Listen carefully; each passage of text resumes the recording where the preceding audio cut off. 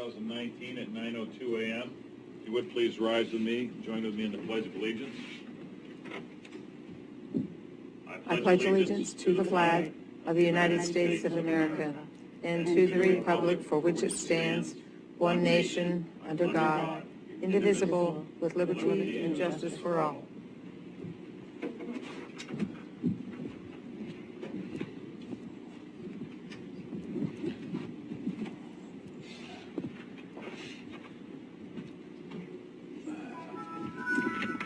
Good morning and welcome again, everyone. Everyone's got your mics on? Okay. Call this meeting to order. Do we have any amendments to the agenda? I have one. I would like to add current litigation to executive session. If Very I good. could. Sure. So that's 192.660 sub 2. H? I think some H and F. H, Thank that's you. what I thought it was. Thank you. Morning, Commissioner.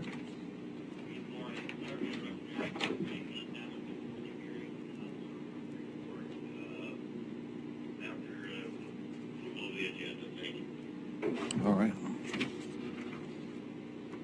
Let's go sell them a tie. All right, any other amendments to the agenda? A motion, please? Yes. On the discussion items, on item 6C, vacant and/or absent property and resignation ordinance, I'm not opposed to discussing that today. It's just a very complicated issue, and I think it might be in the best interest of the board to delay that or even consider a workshop as soon as possible. I'm generally in favor of the approach and the review of this, but I think it might be best, because it is so complicated, not to spend a lot of time on it today. That's only my view. Thank you. Thank you. I have a number of questions on that item also, so I would concur with Commissioner Boyce on that one. Is that a formal motion to then remove it from the agenda and put it on a workshop in the future, or or to just, just questioning what's the function of the discussion right now? Who's speaking? Sorry, that was County Council. Oh, hi. Thank you. Okay. And just depending on, the nature of the agenda and the amount of items on there for time management, do you want to do to take that off and just put it on a workshop, or do you want to take time for it today? That's a question. Ms. Schmelzer? Yes, we do have a speaker here who can provide some information related to that topic. Since they are here, I wouldn't want to just postpone that. It is on the agenda just for discussion. That's why it's there. It's not there as an action item. If the board is agreeable today to seeing it move forward, at that point we'll have to schedule it for a first reading. So the purpose today is for discussion. I'm not opposed to that. Commissioner Boyce? Yeah, I'm okay either way. I would rather, when I think about getting into a workshop and really iron out some of the questions, but I'll go with the consensus of the board in a general way here. Okay, well, I think we'll just move to discuss it today, and then we can decide at the end of the discussion what we'd like to do further with it. Very good. That's all I have in terms of agenda amendments. So I move that we approve the agenda as amended. Second here, Mr. Chair. Any further discussion? Roll, please. Vice Chair Boyce. Yes. Commissioner Gold. Aye. Chair Pash. All right. Motion carried unanimously. All right, next we're going to do our public comments. We have a kind of busy schedule today, so I would please ask that you are punctual in your... Chair, if I may. Yes? I don't have a line of duty casualty report today. I apologize, but I want the board and the community to know why I'm not there today. I appreciate very much the support of Director Schmelzer and yourself to get me here to the AOC convention. Quickly, good meeting last. Am I still on? Yes, you are. Thank you. Good meeting last night with the executive committee that is choosing a new AOC executive director, and the two finalists out of 40. Sid Lycan, who I introduced you all to earlier this year, and a gentleman by the name of Dan Chandler from Portland. So I think we're going to get good representation there. We will not know until later today how that decision goes. Early this morning, I met with David from the OHA, who is giving us tremendous support. Very good meeting with her. Also, Linda Lynn and Gina Owens, who I've met the Region 6 Northwest Forest Service office, who worked for Lynn Moss, and we're meeting up with him. That's really all I have. I just wanted to, with modern technology, I can almost be in two places at the same time, and just really appreciate the board's support. Very important issues up here that affect our county. Thank you, Mr. Chairman. All right, so continuing on with public comments, I'd ask that we keep them to about 3 minutes if we can. First up will be Mary Rowe.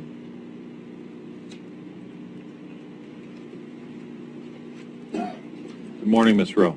Hi, there's a keyboard here. That's all right, you can just leave it there. Or just set it Just on the leave it? table if you'd like to. Okay.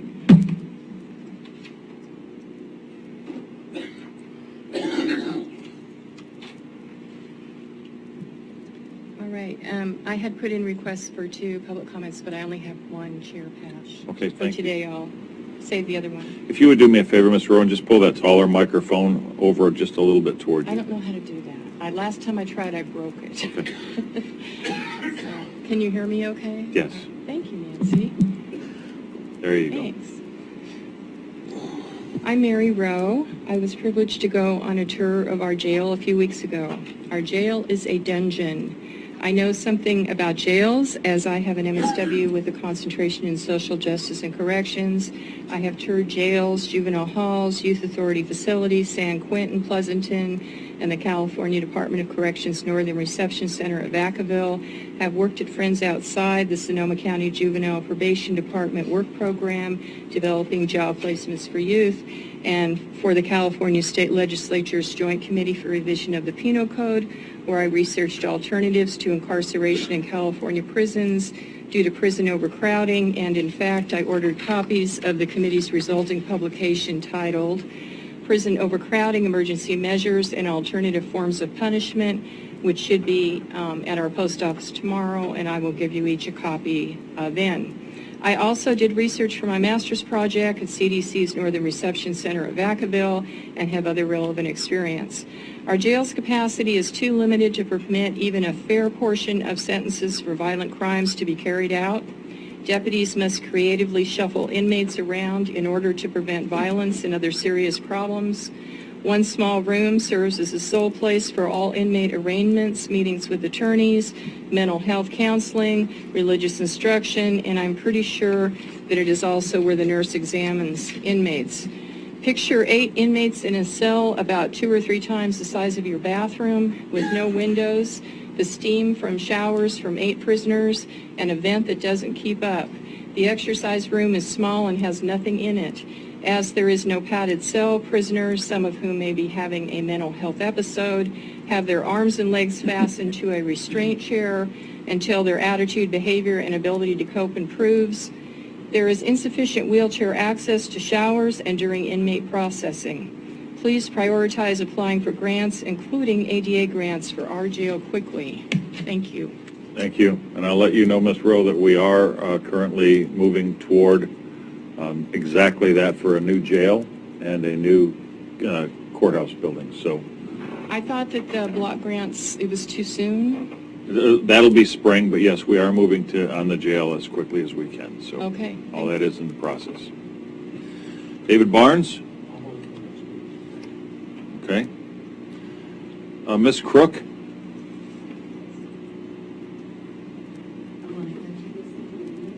Morning, Sina.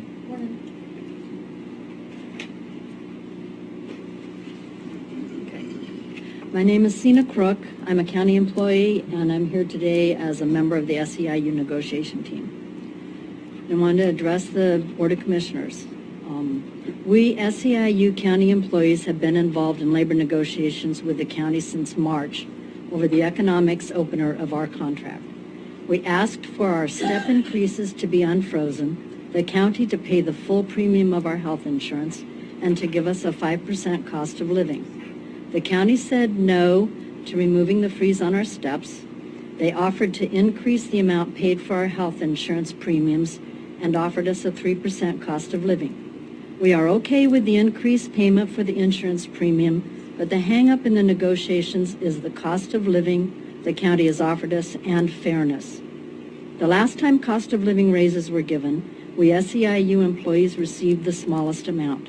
The county recently settled a contract with the Sheriff Department with a 3.4% cost of living and are offering us a 3%. We understand the wage differences between the two unions and have no problem with that. We are proud of our Sheriff Department and the great work they do. What we do have a problem with is the cost of living pay should be the same for all in Curry County. The cost of food, gas, and utilities are the same for all of us. Why should some be compensated more for it than others? Where is the fairness in that? During our last negotiation meeting, we offered to take less insurance premium payment in exchange for the 3.4% cost of living. The total cost of that offer is less than the cost of the county's offer, but we were told no again. It doesn't make sense for the county to reject our offer to reduce the cost unless the goal is to treat county employees unfairly. We have asked to have the Board of Commissioners vote on our most recent offer, and we urge you to agree with it. The cost is less than the proposal you have not budged on, and it will provide the cost of living fairness we SEIU employees have been seeking. Thank you. Thank you, Ms.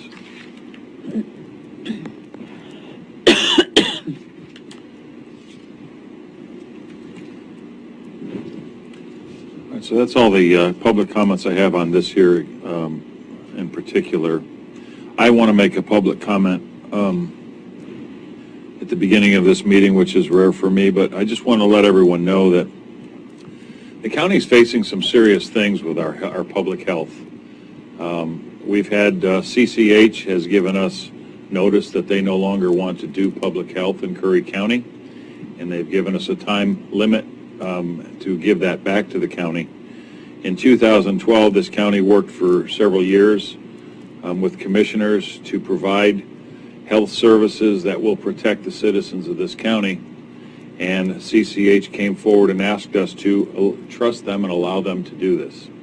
So this county did do that. Again, in a meeting in May, their director came to my office and said that he would like to give everything back to the county. Then a few months later, he surprised me. We began to plan for that, and then a few months later, he surprised us saying that he only wanted to give us back the public health portion of that and keep the mental health portion of it. So I just want the citizens of the county to know that we are currently in litigation because it has reached that point that we have not been able to come to an agreement of how this county will protect its citizens. And I just want you all to be eyes wide open that this board is seated here to protect the citizens of this county first, and we will do whatever that takes to accomplish it. Those are the comments I have on that. Ms. Schmelzer, you had a comment? I did. It's a little out of character right now, but I did just want to let everyone know that it is the holiday season is coming upon us, and the county employees did have a project whereby at their recent potluck they had employees fill out little leaves saying what they were thankful for this year in Curry County. And so we just wanted to open that up to the public and let them know that if they are interested in filling out a leaf to show what they are thankful for, they are in the Board of Commissioners office. We will be doing a thankful tree in the hallway. And then added to that, the employees are looking to help people that need rides to meals or are lonely during the holidays to let us know so that we can arrange them with a pal or an employee that can work with them to make sure they're not alone or without a meal on Thanksgiving. All right. Next, we have 5 consent agenda to appoint 2 members to the Port Orford Cemetery Maintenance District Board. I move that we make the appointment of the 2 members to the Port Orford Cemetery Maintenance District Board. Do I have a second? Mr. Chair. I'm sorry? He said second. You I seconded that. Okay. Any further discussion? I just have one. Earlier at one of our recent meetings, we indicated that if they did not have a full board by December, we were going to begin dissolution processes. With this appointment, we do not have to do that. Okay. Roll, please. Commissioner Gold, Aye. Vice Chair Boyce, Yes. Chair Pash. Aye. Motion carried unanimously. All right, next we're going to go to discussion action items. A, Curry County 4-H and Extension Service District Financial Review. Cheryl McDonald.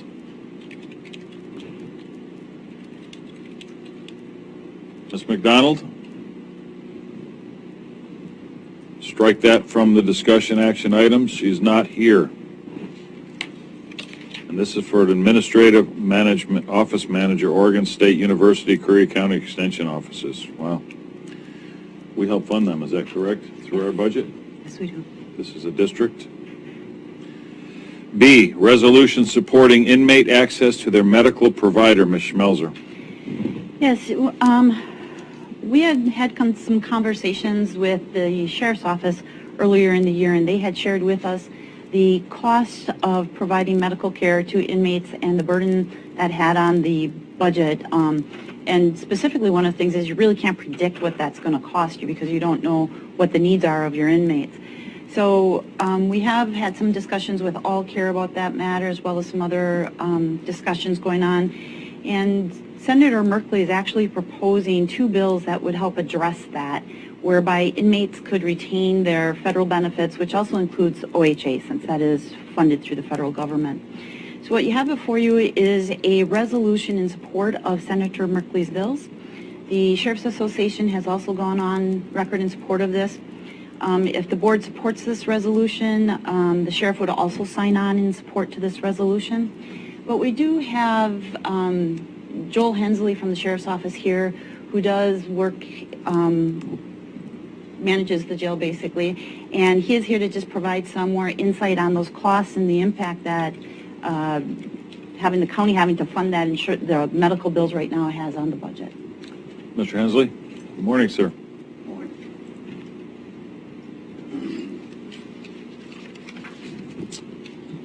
Morning, Lieutenant Joel Hensley, Curry County Sheriff's Office. I am the current jail commander and have been so for, I think, going on 6 years now, ever since Sheriff Ford became sheriff. I was contacted in regards to just providing some details into how health benefits would impact Curry County. It first came across as just to financially assist the county in picking up a lot of the medical bills that we're faced right now. Currently, we have 2 inmates that their medications for 1 month come in at about $7,500, just for those 2, not including anyone else we have in custody. Each emergency room trip costs us approximately $2,200 now, no matter what the incident was, just due to ER costs. The exams are available to the doctors that they use, CTs. They cost a lot of money. So the financial part of it would help out a lot. But if inmates had access to medical, it would make a huge impact on the community itself. We would have resources to help stabilize inmates, get them into treatment, and establish them with a primary care provider.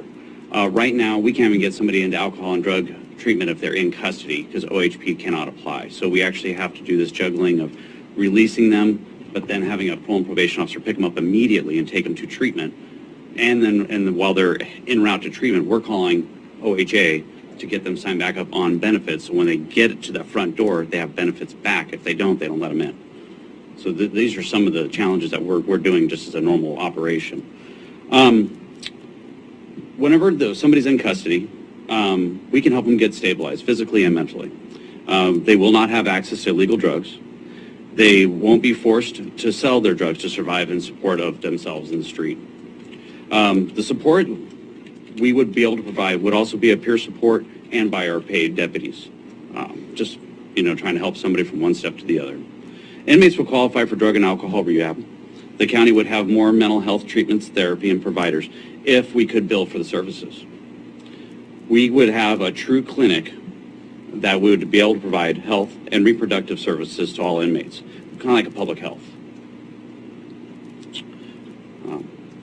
Like public health, I put a little thing in here in my comment, without bankrupting the county, we would be able to even have smoking cessation programs, other WIC programs, Mommy and Me type programs. We could do all that from the jail because we would have a captive audience. They can't go anywhere. They're there. So we might as well, right now, mental health is helping us out with some of these, but it's a free service. So we sometimes take a backseat. Crisis, they're always there for us to help out, but we had an introduction to treatment program. They lost a provider. They can't come and do that anymore for us. But if we were a paid service or if we had our own counselor that was essentially on salary that we could bill for services, we would have a consistent program for the inmates. The big part for the community too, it would allow the sheriff to keep and hold people accountable, that he does not have to make a tough decision on releasing people due to medical need. I also believe that the county would be able to find medical providers to provide services to the jail because we could bill for the services. Right now, we're also struggling with trying to find a health provider for Curry County. As you know, CCH ended their contract with us rather abruptly, and so we're trying our steps through that. If there was OHP coverage, then the jails across the state could provide more in-depth care and probably lead to less medical tort claims, which would lessen the liability, which would then lower the jail's impact on our insurer and save all counties' premiums across the state. These are just a couple ideas, but I'm sure if further discussion is needed, we could compile some more. Commissioner Gould?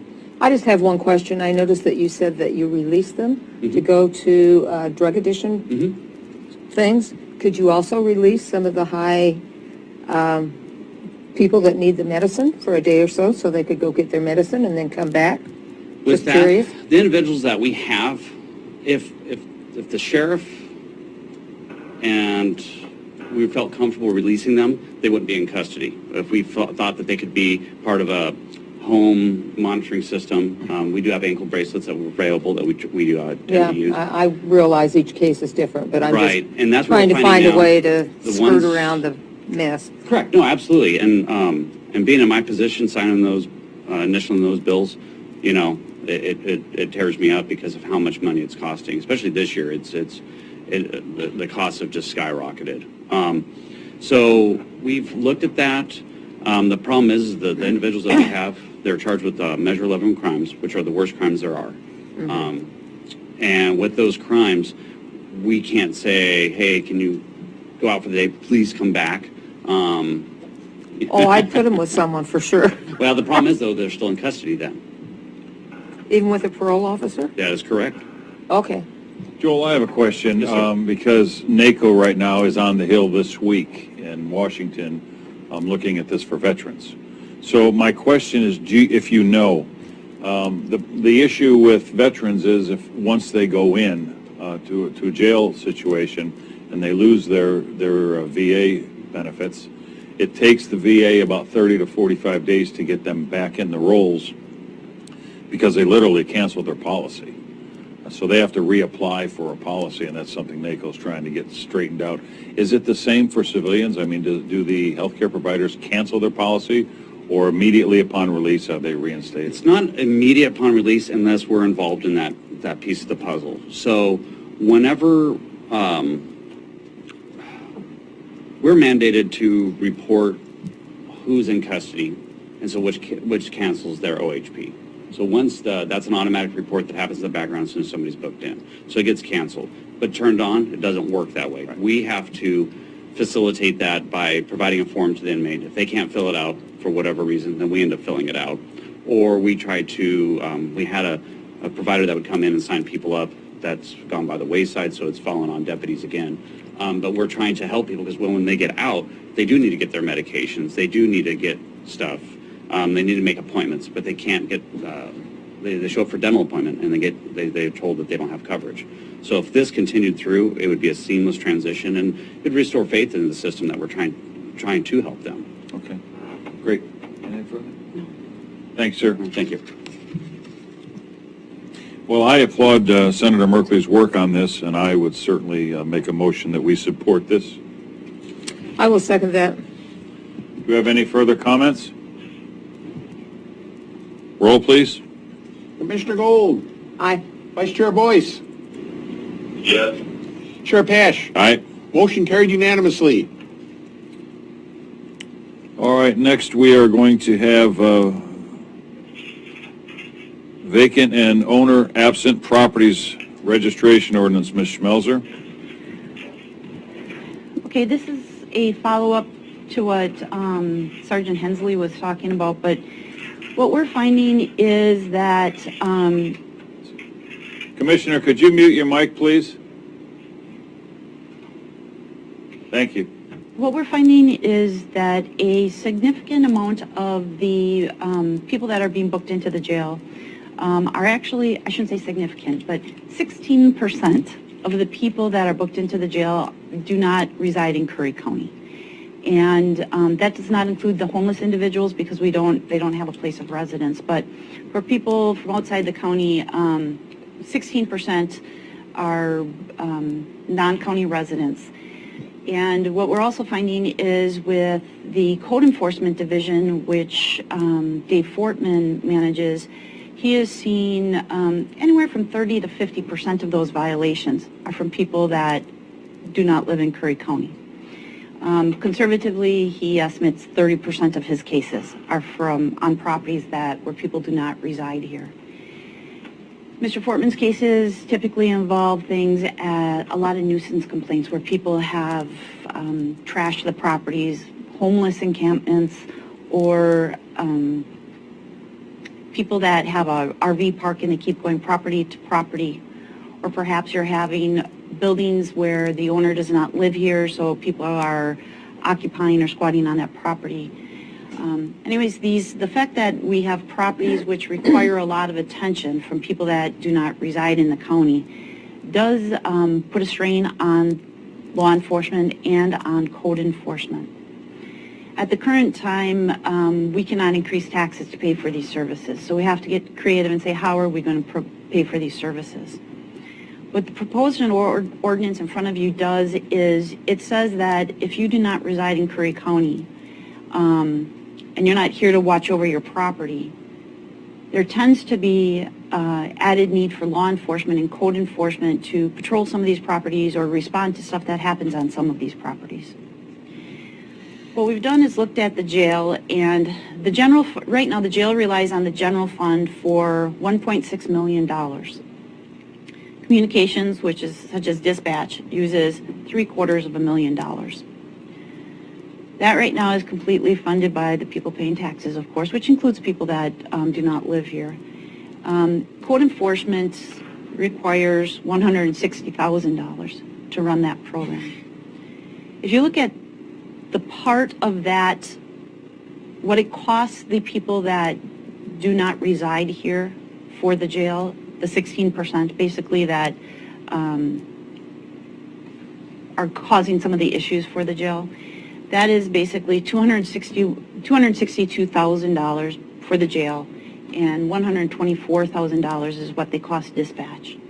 From the code enforcement side, those people cost $48,000. So looking at that, saying, okay, how do we recoup the money on these properties which are causing problems? Basically, if you look at it and you say, we need to pay for that part of the jail, we need to pay for that part of code enforcement, plus an admin fee, it comes out that if people that did not reside in Curry County paid $119 to register their properties, that would fund that 16% of the jail and communications, and it would fund that 30% of code enforcement. Basically, that saves us quite a bit on the budget, and it addresses some of the issues that we're having on those properties as well. We do have, in the unincorporated areas of the county, there are 4,272 parcels that are owned by people that do not reside in the county. So that is how many properties that we would be looking to have register, to have their properties, I don't want to say looked at because we're not going to be providing private security, but these are the ones that draw attention. They tend to attract people that know that there's nobody residing there or living there or occupying that property. So, currently patrol, code enforcement, they do tend to drive by these properties. They know there's associated problems with them, so they tend to just kind of keep an eye on them. This is a way to try and recoup the funds that our taxpayers are paying for these properties that are owned by people outside of the county that are not here to watch the properties themselves. I have the draft ordinance in front of you. It still needs a legal review. There's some minor changes, to make sure that it's very clear what the intent of this ordinance is. There's also been some changes that were suggested to the ordinance that weren't in here. One such as saying that the original draft of this said Curry County and law enforcement could require certain things. It should say they should recommend certain things to reduce problems with some of these properties. And I need to tweak the numbers at the very end, which says how the proceeds from this ordinance would be divided. Now that we have the numbers of what it costs the jail and what it costs code enforcement, we just have to make sure that the enforcement distributions are consistent with that. So there's some minor tweaking that has to go on with it, but that is the primary principle of the ordinance, is to say our taxpayers are paying for monitoring and taking care of problems associated with properties that do not have somebody in the county present to watch or monitor those properties themselves. And this is one way to recoup those funds. One moment, please. Okay. Mr. Barnes? Yes, please. Have him comment before he's Thank you. David Barnes. I've seen something like this before. It came up before this county a year or so ago. It was the tax on knitters and crafters, so that they could monitor hazmats. This ordinance proposes that you're going to charge a $19 fee on all non-homeowner resided in properties in Curry County. You just said there's 4,200 of them. That means that you must be including every single rental property in this county. It must also include every vacation property, every rainbird property. From where I sit in my house, I see 5 houses. Yours is the only one that's permanently owner occupied. All the rest are rented. I have an Airbnb across the street. I have a rainbird next to him, and I have a long-term rental at the end of my driveway. All of those we've been paying this tax. They're all occupied to some degree or another. You say this like you're charging out-of-state owners for owning property here, but these people still pay property taxes on their house. This is just an additional tax on them. I have a problem with this. You have enforcement in here of aesthetic codes, of no weeds and vegetation, to install security lighting or hire security guards. Those are things that happen in gated communities with homeowners associations. This is rural Curry County. One of the comments in this was that reasonable people be able to determine whether a property is vacant or empty. I defy you. You drive past houses in Curry County, I defy you to notify which ones are vacant or empty, just by the amount of things in the yard, how well the lawn is trimmed. It's ridiculous. But, in the end, what's this fee for? This fee is to pay someone to collect this fee, to hire more people to go find fines to collect more fees. It's government feeding on itself. It's a never-ending beast that just grows bigger and bigger and bigger. My public comment earlier was, I'll put it in now. Commissioner Boyce gave a dissertation on the role of corporations in the September 6th meeting. This board is not a corporation, and if you approach it as such, you have the wrong outlook on your service. This is a body elected to enact policy that represents the will, ethos, and character of the people of this county. Unlike a corporation, you should not consider yourselves successful by how big you can grow government, but rather measure your success in how little you impose yourselves on the lives of your citizens. Imposing more fees, fines, regulations, and more government intrusion is not the path to be considered successful. It's the road that's going to make Curry County just like everywhere else. Thank you. Thank you. So we need to still have a legal opinion on this. I'm sorry, Commissioner Gold, you had a comment? I was just wondering, are other counties doing this with their unincorporated area that you know of, or? So this was based off of a model out of, from the Valley. I believe it was the city of Medford. So it was a city? It was a city, yeah. So what this would do is, if this is enacted, it would bring $508,000 into our general fund. To me, that's $508,000 we don't have to take from the road reserves. Well, and then another concern is whether it would include rentals, because rentals, usually have people in there. They're I can't say they're always taking care of things, but Yeah, so what this does is it would require the fee for anyone that does not, their mailing address is not in Curry County. So if you, Commissioner Gold, would have a rental here in Curry County, it would not apply to you because you actually live in Curry County. So it's people that do not reside in Curry County that are not here to watch over that rental or vacant properties. okay. And I, yes, go ahead, Commissioner. Thank you. Two questions. One for you. Did you ask me to go to mute my mic? Yeah, there was, we could hear a loud shuffling of paper, and it was difficult to talk over that. I hope you said it with a smile, but I do apologize, and I'm smiling now because, yes, I was guilty. So thanks for clarifying that, and I always have my mute except for just that one time. Brother Snowder, obviously, a lot of work went into this. It's kind of a triple-edged sword, if I could just offer these quick comments. Number one, we need to fund a second code enforcement officer. I think the board has very strong agreement on that, and that's the basis of public safety and cleaning up the county. Maybe that's not the best way to characterize it, but we know we have some serious issues out there, and it's growing. I wanted Commissioner Bass just reference Coos County. Right now, they are in a very similar position. And if they haven't already done it, they seem to have considerable support for requiring landlords to have weekly garbage services available to their tenants.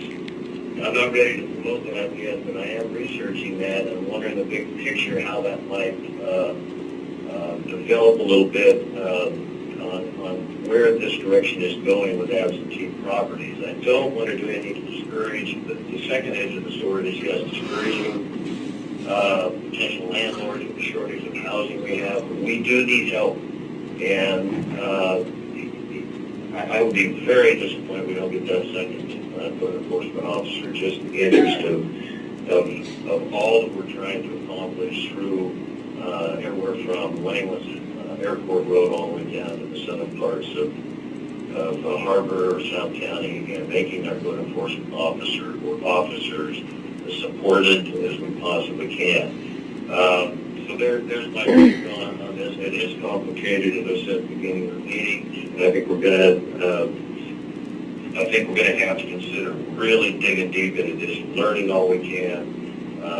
There's several references in proposed ordinance for notifying lenders, could affect private timber companies, how about mobile homes. So it's all out there, but I'm not opposed to spending that time, and I think this generally is probably a good approach to go. Thank you, Mr. Chair. All right, thank you. So, Council, we have to have a legal decision or opinion from you on this. And I'm wondering, should we set this for a workshop or put it back on the agenda for another time? Your recommendation, Ms. Schmelzer? If the board wants to do a workshop, we could look at one the second week in December for it, if you want to go that route. Or we could schedule it for first reading or further discussion that week as well, too. December 11th, I think, would be the date we could meet. That'd be a special meeting. My thing is, on this, we've got a lot of vacant properties in the county, and some might see this as a burden to taxpayers, an additional burden to taxpayers. But for the amount of calls that are put out on an annual basis through this county, not only through code enforcement, but from our sheriff's department, in the amount of additional hours spent. If I'm actually having someone, if I have a second home up here, I'm actually glad to pay the $120 a year to know that I've got, maybe a sheriff's deputy driving by my house occasionally every now and then to look at things, and for $10 a month, 30 cents a day, whatever it is. That's a lot of comfort for a few pennies. If that happens, and I'm not saying that they are through this going to do that, but also to have a lot of the homes that are second homes that are not occupied currently, we all know who's going to be in the yards and the front porches of those houses, and they're the people that don't have anywhere else to go. So, we have a lot of issues with that. I don't see, something of this nature as offensive as a homeowner. I also know of people, when I was getting ready to move here, I had calls from realtors asking me for tax haven money, to be able to come up and buy a few properties and just put that money on the side for a while for tax structure debt. So, again, I think it's in the best interest of the county to know the properties that it has, and I don't think it would be a burden on our citizens. I would suggest that we schedule it for a first reading and further comments after council has his opinion. So maybe for our next meeting, have a first reading on it, and then we can make any adjustments to that. Okay. That would be, Sure. Commissioner? Yeah, I really want to do the workshop. That's my preference here. Not to be in disagreement with you, but I think that might be after workshop. Thank you. Commissioner Gold? I'm okay either way. Do we have enough material here to spend a whole hour or two on a workshop? I guess is my big question. well, I guess from staff's perspective, if there seems to be a lot of public concern over something or contact about something, I would say move it further to a workshop. We've heard from one person, it's a pretty simple ordinance. It's not quite 3 pages, double spaced. We've done the research. We know, what it does is it helps our taxpayers not have to pay $500,000 towards properties that are demanding our services. Well, let me do this. Let me make a motion that we bring this back for our first reading, and then if we have any, and by then, Council Huddle will have his opinion, and we can make changes from there. I'm okay with that. I'll second that. Further discussion? Roll, please. Commissioner Gold, Aye. Vice Chair Boyce, No? Commissioner Pash. Aye. Motion carried 2-1. All right, next we're going to deal with 6D, Order for Vegetation Maintenance on Curry County Properties in Harbor. Okay, so what this is we have what I would call a problem property in Harbor. It's a county-owned property. It is home to some large encampments. There is a lot of debris on there. I have Code Enforcement Officer Fortman did provide a file on it along with photos, which is in the packet, which has been shared with the public as well. We're having a lot of issues on the property. One way to address issues is what we see in the cities is they trim up their vegetation, they maintain their vegetation, it becomes less inviting to people that want to reside there and pollute the property. So my authority as the Director of Operations is to just order that the property be cleaned up and we maintain the property and shore up the trees. However, because these are controversial, because homeless issues are controversial, because anytime you're trimming the vegetation on something the public is used to seeing as completely wooded, it does become very controversial sometimes. So in this case, I did want the board to weigh in on it, whether or not we should expend the funds to clean the property up.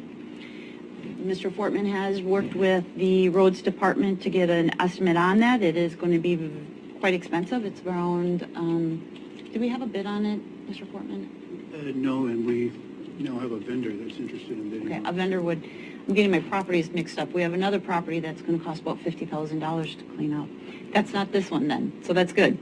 But this is just an example of what happens when you don't address something. We've let it go on for years. When people kick their homeless out of one property, this is where they tend to go. We need to keep a better eye on our properties. This one happens to be owned by the county, so it's our fault. We should have been watching it better and looking at solutions earlier. But we are looking to get approval to go ahead and clean up the property. Mr. Fortman, do you have more you could add to that since you've been out to the property several times? Absolutely. Just one addition to it is the primary homeless encampment started on county property, a little over an acre. It does spread to 3 adjacent properties, 2 of which are privately owned, 1 is owned by the state. So this problem has now grown to 4 property owners. The 2 private property owners, both I spoke to, are both in agreement to abate their problems on their property, but they want to do it in conjunction with the county doing it so that we don't have a resurgence of the problem on all the properties. And one said that I was welcome to speak for him today. He couldn't be there. Will we be sharing the fees of cleaning up the property then? You say you have a private vendor that may go in to give a bid to clean it. Would it be to clean the entire thing? No, we're responsible. The 2 private property owners know that they're responsible for their portion and they're not balking at it. And what is the extent that they're going to clean up? I mean, they're just going to trim some grass, or are they going to clear cut everything other than trees? Well, it's not a clear cut. I don't mean that. I misspoke with that. I mean, leaving the trees and mowing everything else down. That's the basic thing, is removing the visual barriers from the streets to where the homeless encampment is. But it's anticipated that some of the trees will have to be trimmed because they've made a perfect canopy over the top, which attracts the homeless, protecting them from the weather. A good example of that is in Harbor at the Chetco Bridge. About a year or 2 ago, the city and ODOT trimmed similar knolls on their portions of it. And actually, the public response has been pretty positive, thinking that was for beauty, and it was actually for transient issues. Another question I have, sir, is, Commissioner Gold, go ahead. I have a couple of questions. Question number 1, they are on our property. Are we liable if something were to happen there? That would be a legal opinion for council. I think we have some defenses. Okay, and then the second question is, are you planning on cutting the trees down or limbing them or just getting rid of the brush or? It would be a thinning, not cutting them all down. Getting rid of the brush down to ground to the roadway height is the primary, and then thinning the canopy so it's not a protective tent over the top of them. Okay. The same thing we do in our forests. Do we have, another question I had, do we have signage there that says no overnight camping? No, sir, we do not. Because then we could have, if we maintain that signage, we can then have law enforcement come in and remove those people. Or code enforcement. What you need is one more thing to do, I understand. One of the problems with that property is, in trying to work with the people that are encamped there, first of all, their first comments to me was, we're not homeless, we don't need your services, this is our home. Then trying to talk to them about the different state and county ordinances that apply to the way they are living, several of them said, we know what the Ninth Court Circuit says, and we've been evicted in other places, and you're going to have to do everything the Ninth Court says before we're going to move. No, we don't. So they know the statutes, and then using the third arm that's available under Article 10 of issuing citations, for example. Several of the homeless people in conversation have said, issue me a ticket. I don't care. I'm not going to pay for it. And then when we talked about, well, if you don't pay for the ticket, it could go to a warrant, they go, yeah, so what? Nobody's going to put me in jail for it. So we've run out of enforcement options. I happen to know of a town in southern, I don't want to say San Francisco, but south of San Francisco, San Mateo County. that they posted signs, people wouldn't move, and they had their highway department go in and remove the camp. So I don't know if that Ninth Circuit, if you're posting signs properly, I think, law enforcement has a louder voice in that kind of. Well, the Ninth Circuit Court upholds that no one has the right to occupy a piece of public land on a 24-hour basis. Right. But the Ninth Circuit Court also upholds that from 10 p.m. to 7 a.m., an unoccupied piece of public land can be occupied if there are no other resources available to the people that are using it. So posting a sign is a great idea, but we're still addressing the issue of 10, then it would be from 10 p.m. to 7 a.m. They could legally come back onto the property. Not if there's other places they could go, and that's the fine line. And unless the hotels and motels in the county are sold out, or in that area, or other campgrounds, then they can't stay there, correct? Well, it gets into. I don't think it's hotels and motels. I think it's the Campground, resources yeah. for, right, the community resources. Sorry, Mr. Chair, yeah. And then the other thing, there's one nuance as well to what Mr. Fortman's saying, that the people, there's sort of a burden on the campers to show that they are involuntarily homeless. So that's the other issue. Only the involuntarily homeless have the ability to stay on the properties, and I don't say they have the ability to stay on the properties. We just cannot treat them as criminals when they're. We can't criminalize their status of involuntarily homeless. There is one other factor when you talk about liability. We are getting complaints from the neighbors about not only their safety and smell and aesthetic issues, but one of the adjacent neighbors is under chemotherapy for cancer. And with the advent of winter and the illegal fires in there, the smoke and the plastics are going into their place, and they just presented a note from their doctor that their health's being affected. That's a public hazard then. Dave, I noticed in your photos that there is food on site. It looks, I can only guess it came from a homeless shelter or something where somebody gave a box of food to them. Clearly, it can't be cooked on site because there's no oven or microwaves, etc. Have we seen a problem with rats yet on this property? Absolutely. The adjacent property owners say rats, snakes, small predators, everything. The whole ecology has been disturbed by this account. Okay. So if the board is agreeable to this, I would just say that we would want to amend the order to not designate the road department, but just to leave it vague enough that it's either the road department or the vendor, whichever one would cost the county the least amount of money. Okay. So moved. I'll second that. Whoa. Commissioner Boyce? Well, thank you. Did we just have a motion? I had a motion and a second, and then we're going to open it up to more comment. Good enough. I'll delay my comments till I'd like to comment now. Go ahead, yes. Okay, Mr. Chair, thank you. So I want to get down and see that property, and I just didn't get the time, so I feel a little bit unsure of exactly where we should go. But everything costs money, and this is part of our cleanup.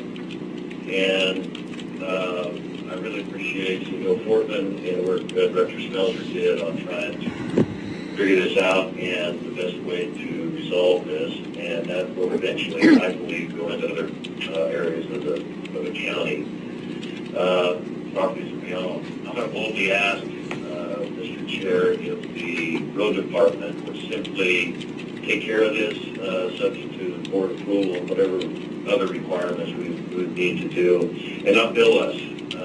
They have the resources, they have the manpower, they have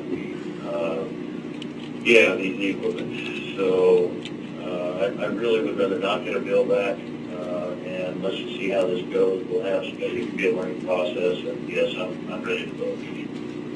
Ms. Schmelzer? Just a comment on that. So when we take the road department and we take them off a different project and put them on this project, that is costing us quite a bit of money, and it means they're not able to get their other work done. So I just want the board to be clear. It's not like we're just asking them, hey, go out there and trim the trees. We're asking them to delay work on another project. So I think we do need to look at the cost analysis on that and say whichever one is the most cost-effective provider for that service is the one that we should contract with or work with. Commissioner Gold? That work is not budgeted within the road department's budget at this point in time. That is correct. So, Commissioner Boyce? Thank you, Mr. Chair. Yes, I just have a little bit of disagreement there that program, that's part of is well managed. They'll figure out a way to prioritize and get things done, and I see this as a very high priority. I don't know how we would pay them anyway, so we're not between a hard rock and a hard spot. Thank you. Well, I don't think we're asking for them to do it right now. I think we're just asking for what would it cost, if they were to bill it and also have a private company bill it. And I'm at least open to hear that, and then we can have further conversation with the road department on that. But I would like to expedite this if we can. Agreed. Thank you. So, yes, Could I make a comment? well, okay. And this really probably comes by virtue of me being around with the county for a while. I don't know if anybody has looked into the reason the county owns that property.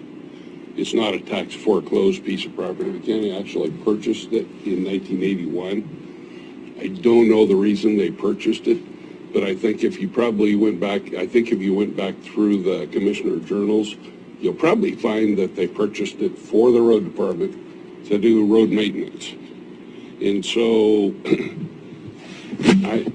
my perception is that the road department is the property owner on that piece of property.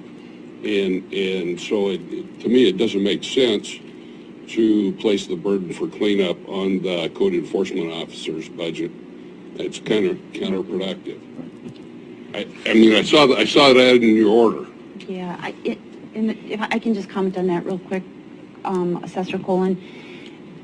When I was here the first time, I think it was April of 2016, I had requested the board designate the properties that were purchased or acquired for the road department, transfer them to the road department. Those that were for parks, transfer them to the parks department. A later board did transfer the ones for parks to the parks department, but the ones for roads were never actually transferred. So it still does fall under the basically Board of Commissioners' responsibility at this point. I think it's probably the Board of Commissioners to make the decision, but once again, I think it's the reason it was purchased by the county was for the road department for road maintenance. And it was probably purchased with road department funds. And I think you probably go back to your commissioners' journals or whatever they are for 1981. You probably find that. And if the road department's the property owner, I don't necessarily say that they themselves should do the cleanup if you get a contractor to do it for less, but maybe the burden for the cost should be on the road department. Well, why don't we do this? Let me withdraw my motion, and let's do this. Let me get with our roadmaster this week, and we can bring this back at the next meeting. Okay, so we would be bringing it back on December 11th. Okay. All right? Agreed here. Thank you.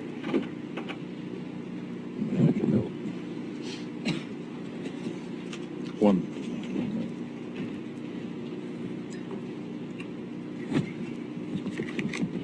All right, next we have E, terminating use of Channel 182, not renewing media services contract. Ms. Schmelzer? Yeah, so our contract with Brant Media is coming to the point where we have to decide whether we renew it or we go a different direction. We have their service through until the end of December. And so we looked at, what does that contract cost us? Where could we get some cost savings? And one thing is that it is my recommendation we not renew the contract with Brant Media. They've done a good job. It's just that with the reduction in funds that we get and the fact that we do have someone on staff that can provide those services, I think it's wise to not continue the contract with Brant Media. The other thing we looked at was the cable TV channel, Channel 182, and we do know fewer and fewer people are relying on Channel 182 or cable channels, and we have more and more people relying on social media. So we also put it out there. Earlier, we had terminated the permit with Curry County Voices. And had left it open to them that, hey, if you have any content you want to put on Channel 182, please get it to us and we'll put it out there. We have not received anything from them to put out on there. So it's clear to me that we're not using Channel 182 the way to full capabilities there. So originally I had proposed that we discontinue using Channel 182 as well as discontinue not renew the contract with Brant Media. Brant Media did get a hold of me yesterday, and they said, hey, we have a proposal. We think we have a way to help you. Because the way it is right now, we can't just pick up 182 and run it ourselves. So that was why, which added to my decision to recommend that we not go with Channel 182. But Brant Media did get a hold of us yesterday, and they said, hey, we have a recommendation that may work for you. So what they did is they said they are willing to take the rest of the money that we have reserved for their contract and use it to help staff transition and get the approvals and the training and everything needed so that they can also connect to Channel 182. So what I did present to you, I put in your supplemental packet or emailed to you late last night, was another option, which is to not renew the contract with Brant Media when it expires on December 31st. That being because we do have staff that can help us with that. And again, that's nothing about Brant Media Services. They were great to work with. But then the revised one also does say that we would also continue with Channel 182, but Brant Media would help us through to the end of the year to get us transitioned and trained and everything we need so we can continue the 182 service. So my recommendation would be that we go with the second order that was presented to you last night, emailed to you. It was also on your door. I do have copies here if in case anybody would want to read it. Basically, if you're okay with it, Mr. Chair, I'd like to just read it real quick so the public is aware what that second one said.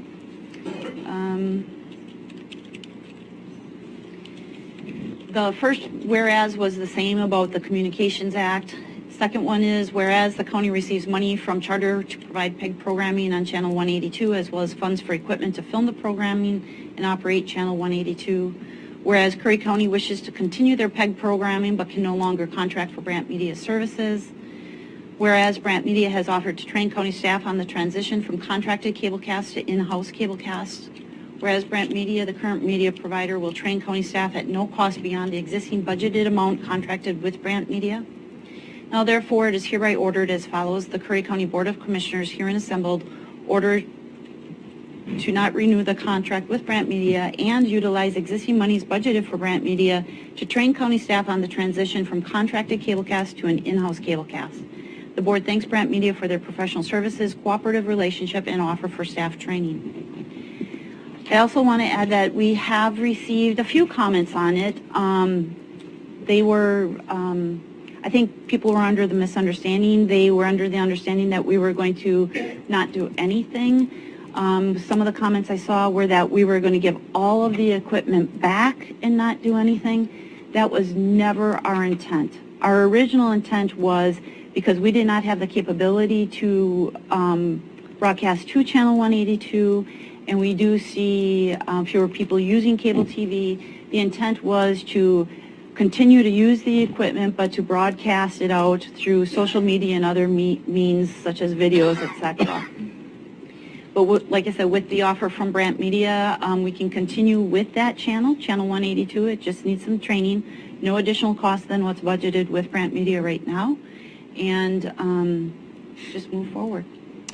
All right, so I have a couple of public comments for this. I will say we are getting at the hour. We have a public hearing at 10:15. So we've only got about 9 minutes left for that. Carl King. Carl King, Nasika Road, Curry County Voices. We had not been informed of the new order, and in fact, no one talked to us about anything. We happened to stumble across on Friday afternoon information that this would be on your agenda today. On Monday morning, I submitted to Mr. Huddle, and he passed on to the Director of Operations a proposal whereby what we thought were your goals, which was to save money by terminating or not renewing Brant Media, that we at Curry County Voices would take on full responsibility at no cost to the county for Channel 182. If you look over what's been on your Channel 182 since you terminated us, and look at what has been on our website since you terminated us, you will find that, yes, we haven't put anything on your channel because you insisted on censoring it, and we were not prepared to be censored. You have put on, other than your meetings and hearings at the State House and the state legislature, 3 programs. You've put on 2 PSAs that Curry County Voices created in the past, and something on ONC lands. You have not used it at all, except to advertise yourselves. We have, in fact, done programs for you and put them on our website. We have on our website the workshop that was done at the library for Commissioner Boyce on your master plan at no cost to you. And again, it was ridiculous to throw away Channel 182. You'll never get it back. These big cable companies and the FCC are working tirelessly to eliminate public access television and media in this country. I mentioned that to you the last time I spoke to you on this topic. But we are willing, and we remain willing, and we stand and would love an opportunity to discuss how we can provide and keep on Channel 182 at no cost to you, your meetings, and put in all the other things we're doing. The Planning Commission hearings, the school board meetings, the health network meetings, the city council meetings, the Tuesday night talks at SWAC. We can do all of that at no expense. Just give us an opportunity. Thank you. Thank you, sir. JJ? You have the timer? Okay. Denise King? Well, Denise King, Nasika Road. I think Carl's pretty much said how we feel at Curry County Voices, but I think personally I would hope you would keep the channel because potentially it's a phenomenal avenue of communication for people in the county. To get rid of it smacks to me of wanting less information to go out, which is very upsetting to me. Thank you. Thank you. Karen Hagelson? Good morning. I'm Karen Helgeson from Rogue Hills, and I'm one of the people that creates lots of these programs. Kurt Boyce, his wife, spoke to me the other night when I was at the library filming the strategic planning meeting, and she said, Karen, I noticed that most of these programs you've been doing. I did this with my own money. I bought my own computer. I pay for the production program that edits these programs. I did get the training from Brant Media, and the equipment is primarily from CCV, and Carl and Denise bought that equipment. But primarily, it's my time. I love doing it. I love this community. I have lots of people that ask me, probably because I'm in the Friends of the Library and the Seroptimists, and I work for Wally's House. They come and they say, will you do a program for this? Will it be seen on TV? And I have to say, well, not anymore. I guess I didn't understand that duplication of services decision in the first place. So I think Curry County Voices is fully capable of doing this work. And we like doing it. And we don't want to be paid. We just want to be recognized and allow the time on public television for our programs to be seen. Thank you. Mm-hmm. Nancy Sue Rose. Nancy Sue Rose. I live in Nasika Beach. Well, I think that is good that you're considering not getting rid of the channel. Whoever runs it, I would still ask that Curry County Voices be allowed to put them on. If it's not popular anymore, it might be because things that used to be on there aren't on there. And so if you would consider Curry County Voices in helping with this, we would appreciate it. Thank you. Thank you. I just want to state for the record that I've never said that Curry County Voices couldn't add content to the channel. It was just supposed to go through Brant Media at the time, and now we'll have other people trained to do that. But Curry County Voices has never been denied to put content on that channel. With that being said, I would make a motion that we go with Ms. Schmelzer's second order that she brought to this board this morning, allowing the channel to continue and Brant Media to provide, as the changes, basic changes to be that Brant Media will provide training with the existing budget through Brant Media. I'm going to second that with an opportunity just to say something. So we have a motion and a second. Comments? Okay, the comment that I would like to make is this could be a win-win for both Curry County Voices and for the county, and I think we need to work more closely with Curry County Voices to allow them to get some of their programming on. I agree with that. Can I just add something, sir? You know, Curry County Voices has been at meetings. They've been at meetings that I was a part of. They do a great job. It's really unfortunate they haven't submitted the material to go on Channel 182. I'm hoping moving forward that they do, because they do provide a valuable service there. I think that'd be great. Further comment? Mr. Chair, Yes, Commissioner Boyce? I just want to highlight the recognition of Brant Media. That's a Commissioner Huxley project that's been very good for the county. I know we're going to be able to save a little bit of money, but yet don't be missed, and I just want to extend gratitude and appreciation for the work and certainly their willingness to transition us into the next stage of public television and what we have to do here. Thank you. All right, roll, please. Commissioner Gold. Aye. Vice Chair Boyce. Yes. Chair Pash. Aye. Motion carried unanimously. All right, so at this time, we're going to recess this meeting. We have a public hearing to call to order. So we will come back into session on this meeting after the public hearing. 30 minutes. Thank you. All right, so this is a de novo public hearing for board review, public comment, and board action on an appeal of a planning commission decision to deny the request for approval of a conditional use permit, AD 1907, for the mining and processing of aggregate along the Pistol River in the Forestry Grazing Zone District for Ronald Adams. A will be to identify the following: the land use hearing procedure specified in the county ordinance, section 2.140. B will be to receive the planning director's staff report. C, to accept testimony from the applicant and parties in favor of the app. D, to accept testimony from other parties. E will be to allow parties to offer rebuttal evidence and testimony. F will be to conclude the hearings, board to determine if the record is to be left open. G will be to deliberate on the application and, if desired, request direct questions to staff.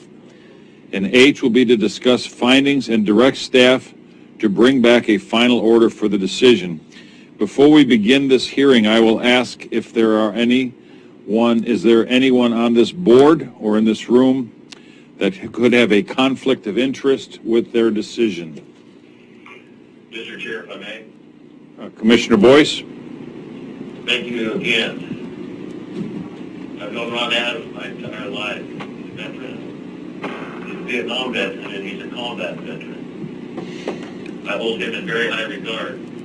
However, I will have no difficulty remaining non-biased in either direction and will support what is best for the citizens of Curry County. Thank you, Mr. Chair. Thank you. Anything further? All right, so let's begin the hearing with Ms. Crockett. Thank you, Commissioners. My name is Becky Crockett. I'm the Curry County Planning Director. I want to start these proceedings by describing the rules that govern a quasi-judicial proceeding. First, staff will give a report. The staff report will describe the criteria that an applicant must satisfy to receive approval. The board may ask questions of staff. Then the chair will open the hearing to the public. The applicant will be allowed to speak first and may ask for rebuttal time. After the applicant presents, any person may address the board. Any testimony, argument, or evidence that you give must relate to the criteria listed in the staff report or the Curry County zoning ordinance or the Curry County Comprehensive Plan or state or federal constitutions, statutes, rules, regulations, or planning goals that apply to the application.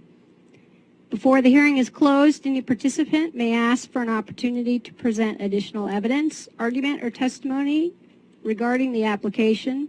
If you ask for more time, the board will either continue the public hearing to a date certain or close the hearing and leave the record open for additional written evidence, argument, or testimony.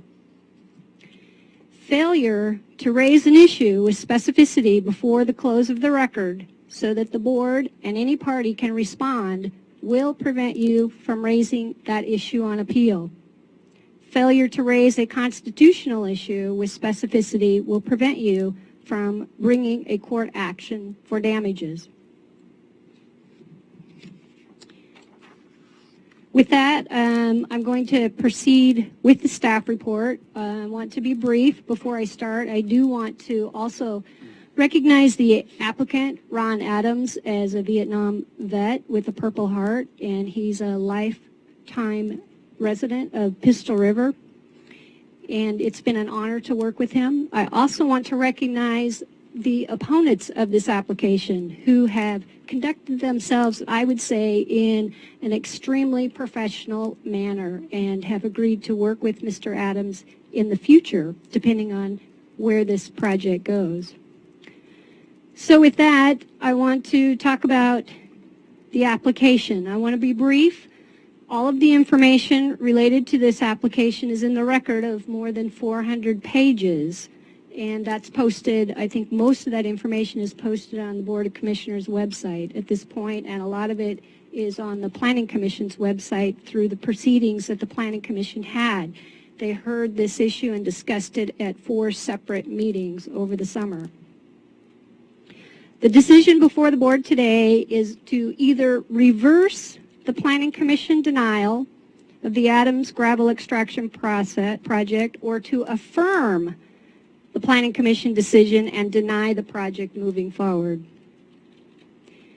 Ronald Adams requests the Curry County Board of Commissioners approve his application, it's AD 1907 for the record, to mine and process 10,000 cubic yards of aggregate from property zoned forestry grazing adjacent to and within the banks of the Pistol River. Gravel mining and processing is allowed as a conditional use within this forestry grazing zone. The method of aggregate removal proposed is a process called scalping. Typically, this involves scalping gravel off the exposed gravel bar during low flow conditions. The area proposed for gravel the operation is a county-adopted Goal 5 resource. What that means is that the county has set policy in its comprehensive plan to protect these resources for utilization of them for gravel extraction to meet the needs of the county. It also has a long history of aggregate removal. Further, the site is within an area of estuarine influence, and it does include fish species that are protected under the Endangered Species Act. I want to identify that while this is a de novo hearing, and what that means is that the board is deciding the issue without reference to the conclusion of the Planning Commission's decision. But it's with the record of evidence that the Planning Commission looked at throughout their 4-month process. The specific criteria that must be addressed and met by the board are primarily those in the Curry County zoning ordinance, and Nancy's going to put that up here, section 7.04010. And these are addressed in detail in the August 8th, 2019 staff report to the Planning Commission. I want to bring your attention to the specific criteria that must be approved or must be met to approve the gravel extraction on the Pistol River from this section.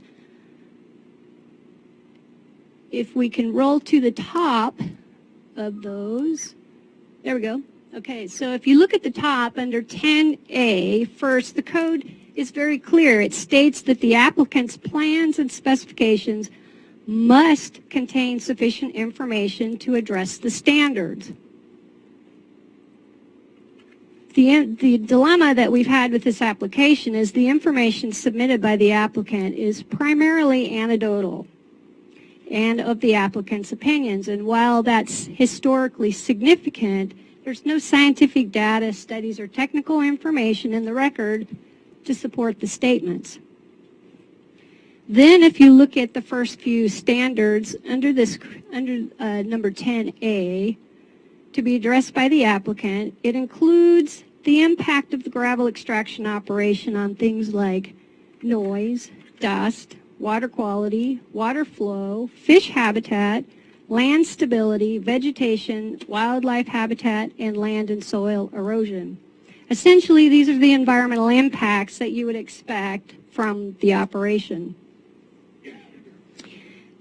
The dilemma that we have here today is Mr. Adams' proposal doesn't tell us where on the several acres of gravel bar the operation will take place. Nor does it specify any details regarding the operation except that it's going to be a scalping operation. There's no information on scalping depth, length, location, equipment to be used, trucks involved, stockpiling, water diversion, berming, timing in regards to fish migration, flow impacts, vegetation removal, access, or road construction. 10,000 cubic yards, just for a point of reference, is about 1,000 dump truck full of gravel. It could be a fairly significant impact depending on where it's located. The other issue that is fairly significant with a gravel extraction operation on the Pistol River, and this has been a big omission from the application, is that there is a serious lack of coordination with the requirements and staff at the numerous federal and state agencies that have jurisdiction over this kind of operation.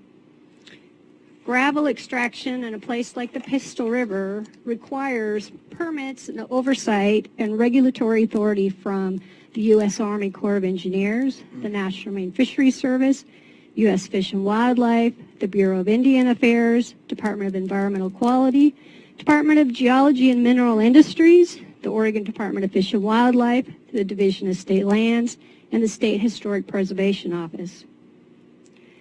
Now, coordination and regulatory compliance with the technical staff in these agencies can provide the environmental data to satisfy the code criteria. But there's been little or no coordination by the applicant with these agencies. In conclusion, there simply is not enough information from the applicant to determine if the code criteria that we just looked at can be met. And I want to read into the record of the hearing before the board the staff recommendation from the August 8th, 2019 Planning Commission staff report. In order to determine if this proposed project is in compliance with the provisions of the Curry County Comprehensive Plan and the Curry County Zoning Ordinance, the findings set forth must be addressed and met with a level of confidence that the potentially significant environmental issues associated with the project can be mitigated. This will require the reliance of technical staff from multiple federal and state agencies in coordination with county staff addressing the issues.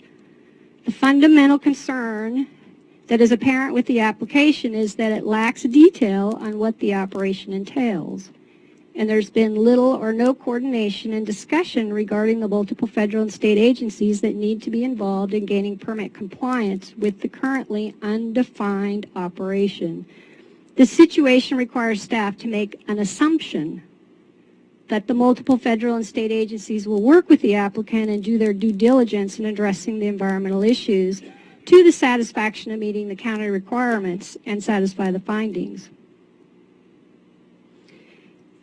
Land use decisions need to be based on evidence in the record, not assumptions. We've received several public comments on this application in the last couple of days. I believe those were posted on your website or given to you this morning. I do want to state in regards to those submittals that came in, most all of them pertain to the issue of not enough information to evaluate the application, therefore it should not be approved. However, there is one specific comment made by the Oregon Shores Coalition that I need to bring to your attention. The Oregon Shores Coalition is requesting the hearing be continued for 7 days and that the record be left open for 14 days. And I believe that's a legal requirement on the board to accept those suggestions. Thank you. Thank you. Council, can I ask a question? Sure. Is this a situation where if there is the request made to keep the record open, we have to keep it open? Yes. We don't have an option, correct? Right, that's the Chapter 197 in the state. So land use procedures are regulated heavily by the state, and so it's a kind of a top-down rule there. Which basically means we cannot reach a final decision today. Okay. So I guess we're on to C, accept testimony from the applicant and parties in favor. Mr. Adams? Good morning, sir. Good morning. If you would mind, just pull that one microphone up a little bit to you, that'd be great. Thank you, sir. Okay. Thank you for your service as well. Well, thank you. This is almost humorous to me, the way this has gone about, and I believe this should have been approved outright. Should never have gone before the board. And the reasons being behind that is that we have all these other agencies. The idea that these other agencies won't work with an applicant, I mean, that has to be laughable. These agencies, whether it's Army Corps of Engineers or the Division of State Lands, they want to be involved in this. They know what's going on down here at Pistol River. They can't get involved in it. But I just happened to run across this little pamphlet from the Forest Service, Stream Care, and it brings in up the issues about why we should care about our streams, and it goes into the thing about what happens to the fish and things. Well, has anybody here been down on the Pistol River to see what the fish are having to deal with now? They need to turn their TV sets off and realize that that river is a living river and it needs to be maintained. I mean, man has screwed up everything down there, and they want nature to correct all this stuff. Well, nature isn't going to correct it. Man has to do something there. I wrote another page and I went off and forgot it at home. I was going to read it at my last statement, but I'm going to bring it up here in the beginning of this statement. We have rules of engagement. These rules of engagement, contrary to John Huddle there, are what we require. 2 years ago, I was in the hospital and the road washed out down there. They didn't come before the county and ask for permission to repair the road down there. They went on my property and fixed the road. And since then, everything that they did pretty much has been washed right out in the middle of the river, which has made it worse. It's caused more damage to the Pistol River. I didn't hear anybody screaming about the state fixing the road. And we have a project down there at Hooskanagan. And within the next 12 months, they're going to fix that road. There's going to be trucks on that road 24 hours a day, 7 days a week hauling rock. And where are they going to be hauling that rock from? They're either going to be hauling it through Gold Beach or or down Hunters Creek or through Brookings unless they get it off the Pistol River. The Pistol River is 3 miles from this project. They're going to close 101 highway. The people that are concerned about being disturbed by the removal of that rock, they're going to be really disturbed because 101 highway is going to be closed. And my understanding, Tidewater bought the old Gatchet Mill there, and I'm assuming they're going to use that as a staging ground. But anyway, we're back to the rules of engagement. Everything is going to be suspended until they fix that highway down there. Simple as that. But anyway, I want to read. I bought this property, and I could not believe that all these agencies are not involved in this, trying to do something with it. So I decided to do something with it, and I've got all these organizations saying, oh, no, you can't violate these codes. Well, all the codes are being violated by doing nothing. And so I came up with a plan to fix the estuary, and everybody brings up, well, you're working in the estuary. That's an outright lie. None of this is in the estuary. But everything that I do will help to repair the estuary.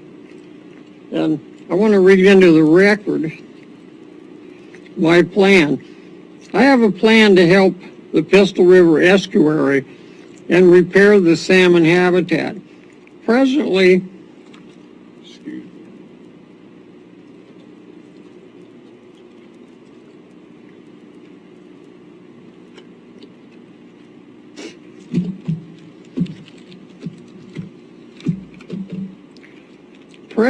there is a surplus of sediment composed of sand, gravel, and river bottom soil, which is causing the river to leave its bed and erode the river bottom away.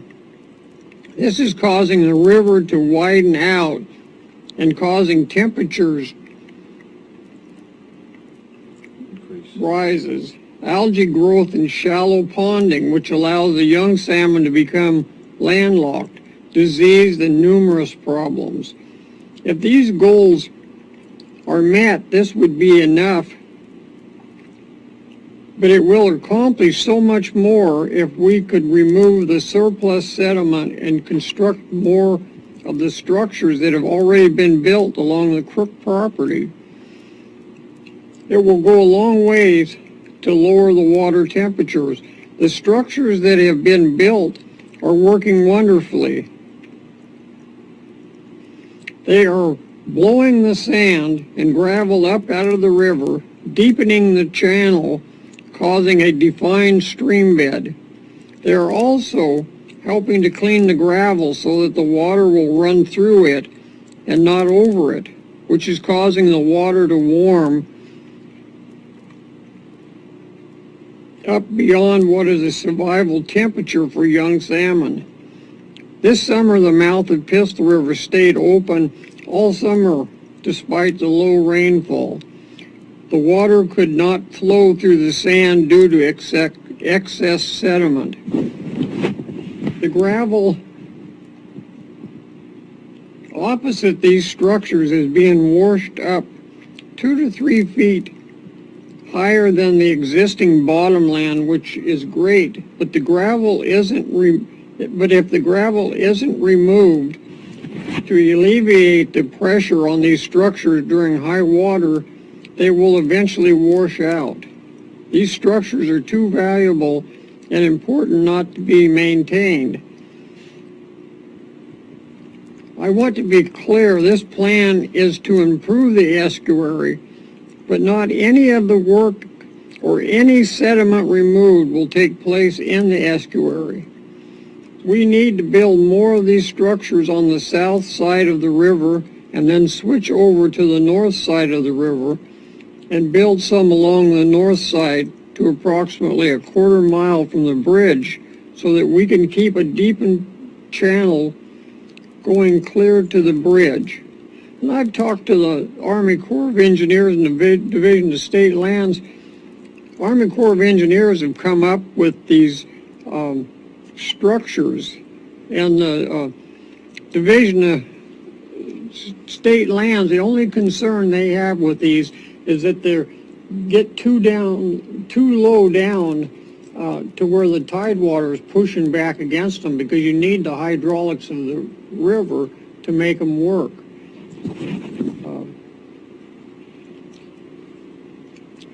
We have some serious problems on the river to deal with. Not only is the fish habitat in a state of emergency, but the bridge also is in a state of emergency. These structures will not only help with these serious problems, if they are constructed properly and installed in time, they will help in many other ways.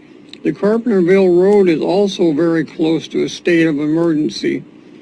Again, installing these structures, if done properly and in time, will be a viable solution to that too. The Carpenterville Road was almost washed out 2 years ago, and it's almost ready to be washed out again.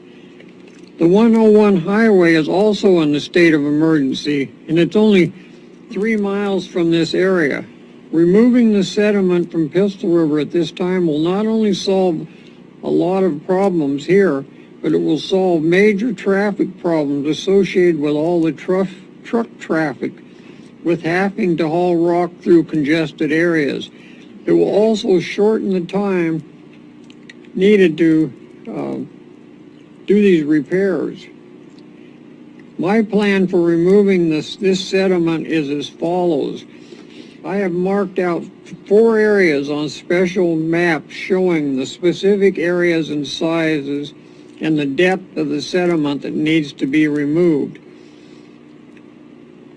to enable the hydraulics of the river to work, to enable the river to function like a normal river that has not been inundated by refuge from man-caused upstream activities.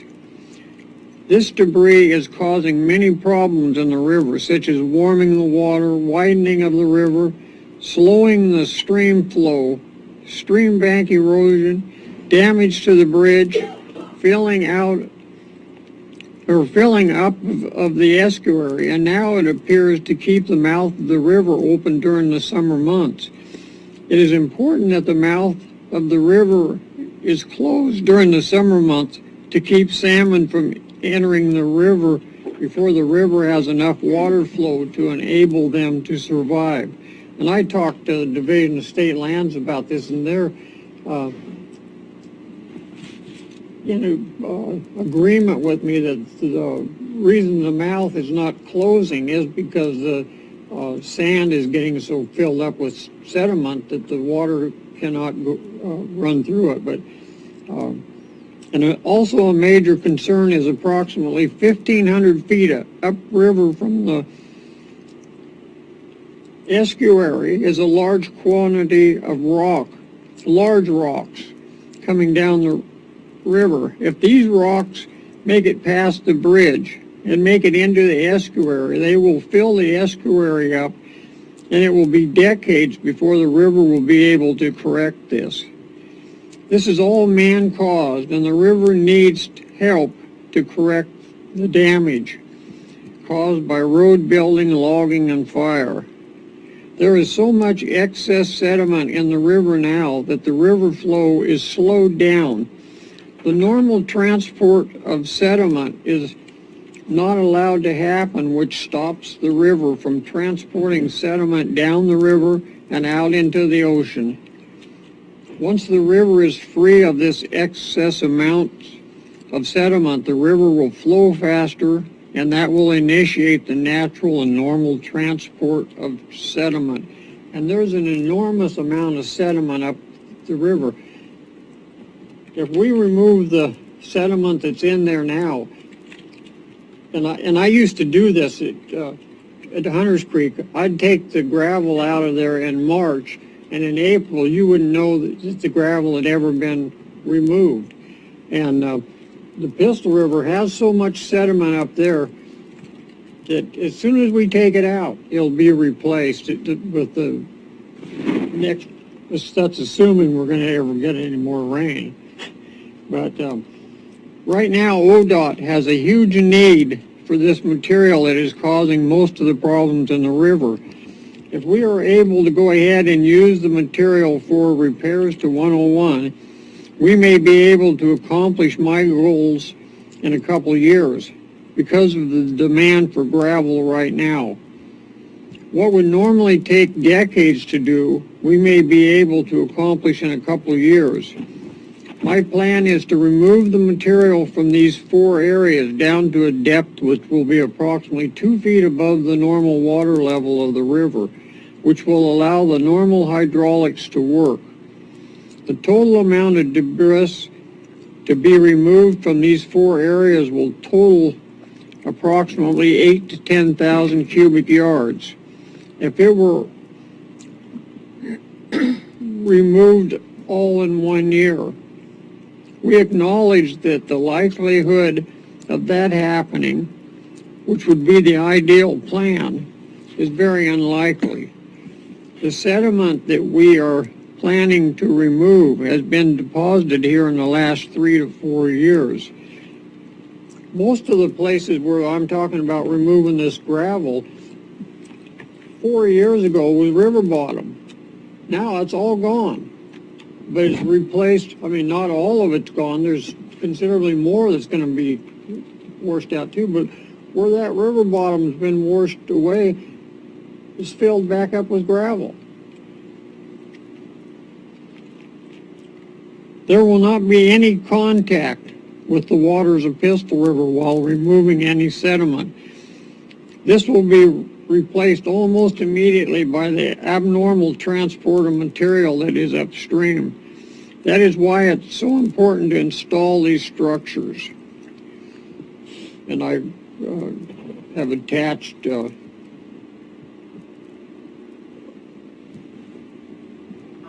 copies of what these structures look like. Could you hold on a second, Mr. Adams? Immediately or as soon as practical. Specific placement and number of structures to be determined by coordinating with Bob Lobdell and Tyler Krug, Division of State Lands and Army Corps. We are acknowledging that more sediment will keep coming. Mr. Chair, if I may rudely interrupt. Commissioner Boyce? Thank you, Chair. I'm going to sign off here. I'll get back as quick as I can. Thank you. Thank you.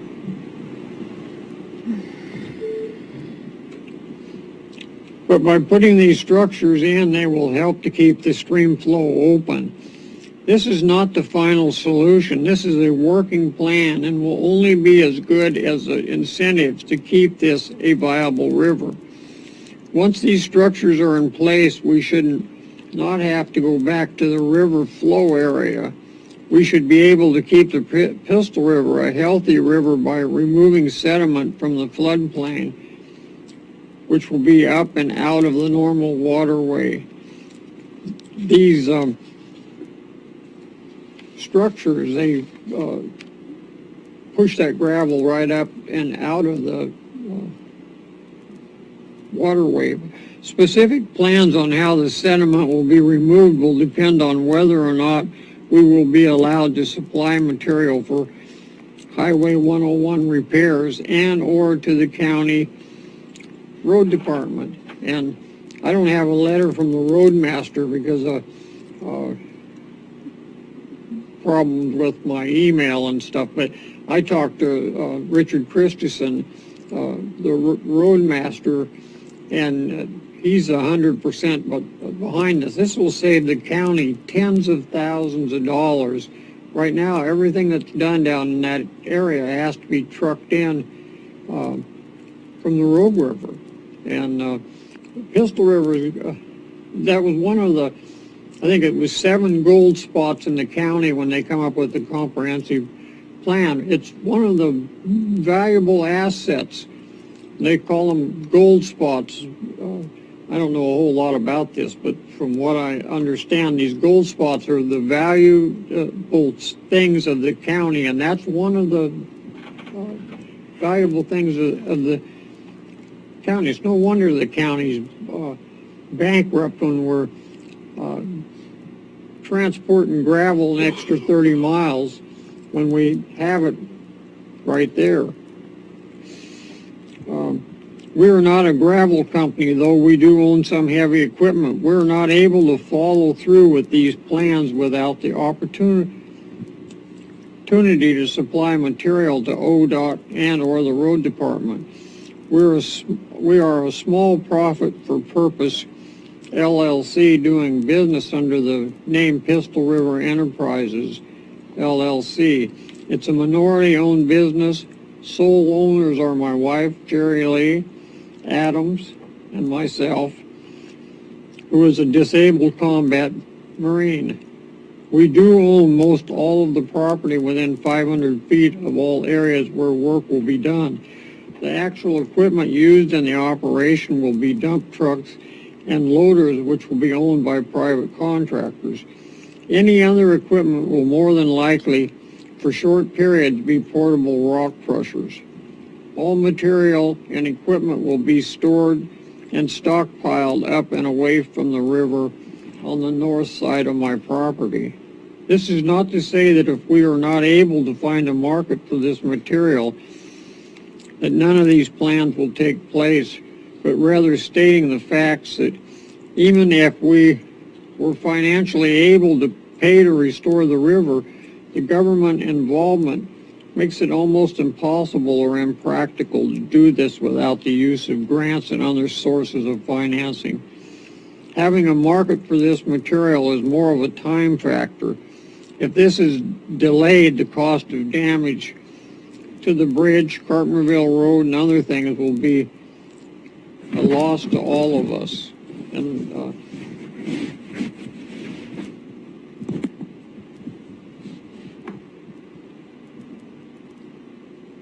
I'd just like to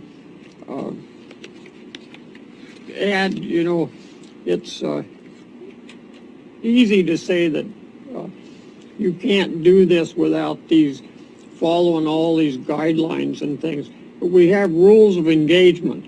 When the county needs rock, they're going to go get the rock. And these same people that are trying to interfere with a normal process here are going to be the first ones on the phone calling you up and saying that they want the road repaired. And in New York, you hear on the news, they go down the street and it's manhole covers. And I always wondered, why in the hell would they put manhole covers up? Well, it's because they don't have any gravel. Is that what the county's going to do next, is start putting manhole covers over it? Because that's the alternative. And I have packets of additional information that I had copied for the commissioners and everybody. And thank you. I covered a lot of material there, so I'm trying to get one. Anyway, I did bring additional maps if anybody's interested in looking at them, but I do have attached maps and information there, but it's just interesting to me that these simple pamphlets say more than all of these organizations could ever address. Do we have a copy of that pamphlet with this material? No, I don't. I think we could probably make a copy of that. I think having that in the materials would be helpful. All right. Thank you, sir. Okay, well, thank you. Yeah, Nancy, can you make a copy of that and give Mr. Adams back his original? So are there any more testimony from parties in favor of this application present? step up, please. You have to stand in front of the mic and address who you are, please. I'm Jerry Lee Adams, Ron's wife. Okay. A couple of points that I thought he made were really good as far as it isn't in the estuary. We kept hearing about how it was. It isn't. Another thing is, I do appreciate my neighbors giving me all the property that the river's washing over to us. But the whole thing is we're trying to save their property. We're trying to save their homes. There's a lot of people that didn't show up because they're so upset that nothing ever gets done, that have lost acres and acres of land. In fact, their house is threatened.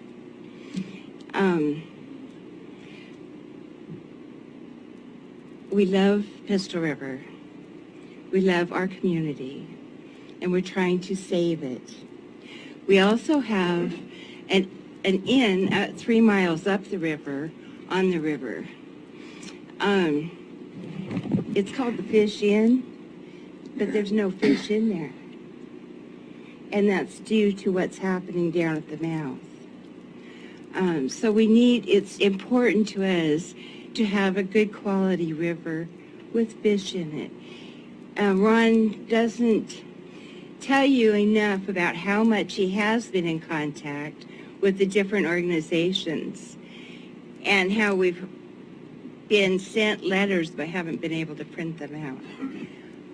But he has been working close with them.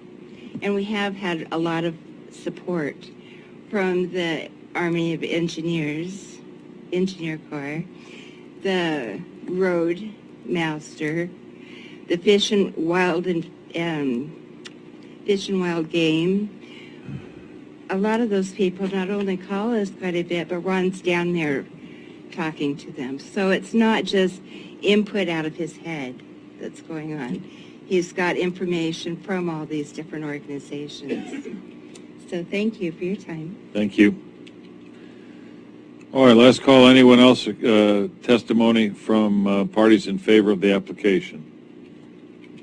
Okay, that part of the testimony is closed. We will now accept testimony from other parties.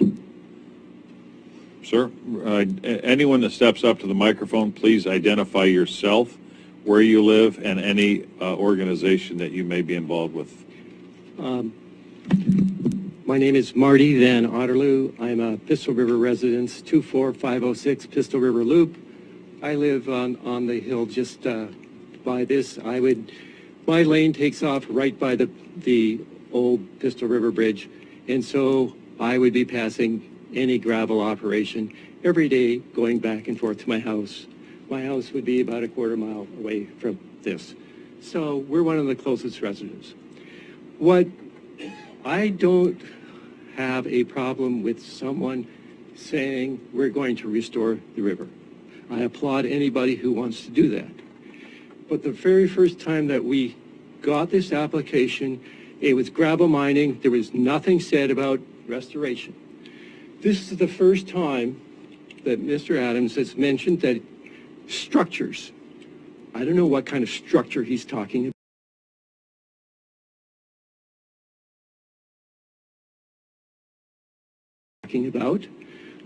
I've seen other assumptions that everybody knows what a structure is.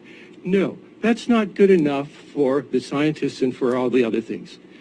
We've also been told that there's a history of gravel extraction. Yes, there has been, but it's been a long time ago, okay? When they built the 101 highway in 1960, that was probably the last real serious gravel extraction. The last time a gravel extraction was tried in the Pistol River was about 10 years ago. And there was going to be an asphalt plant in about the same location. This was, huh?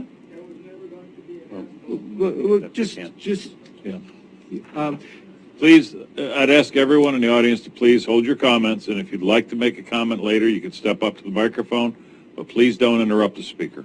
Okay, from what I'm saying is at that particular time on this property, there was a number of agencies who basically declined any approval for gravel extraction right then and there. And so I had thought that anybody who knows that history, especially a long-term resident of this county, would know that there is a number of hurdles environmentally or water quality that they have to meet before they put an application forward. So an application without that background basically wastes everybody's time. And that's what I am feeling. It's wasting time. I am glad to be a participant of any restoration project, but this was not an application for a restoration project. It doesn't say application to restore the river. It says application to remove gravel. That's what it says, okay? Now, other people say, oh, well, geez, you know, I've lost land because the river hydraulics has changed the last 2 years. And Ron has got pictures showing the different things, some satellite shots showing that the river is eating its banks. But if you took pictures, or if you looked at pictures 50 years ago or 60 years ago, the river ran completely different, okay? It's a floodplain. Anybody who knows that area knows it's a floodplain.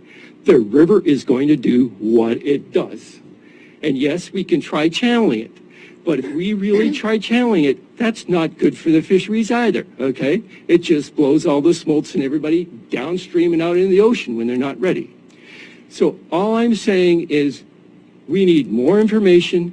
We need some concrete evidence from the other agencies that they've worked with Ron and that they're willing to support his project. If we don't have that, then this is a non-starter for me. Thank you. Thank you. Is there anyone else who would like to speak in favor? Or, I'm sorry, opposed?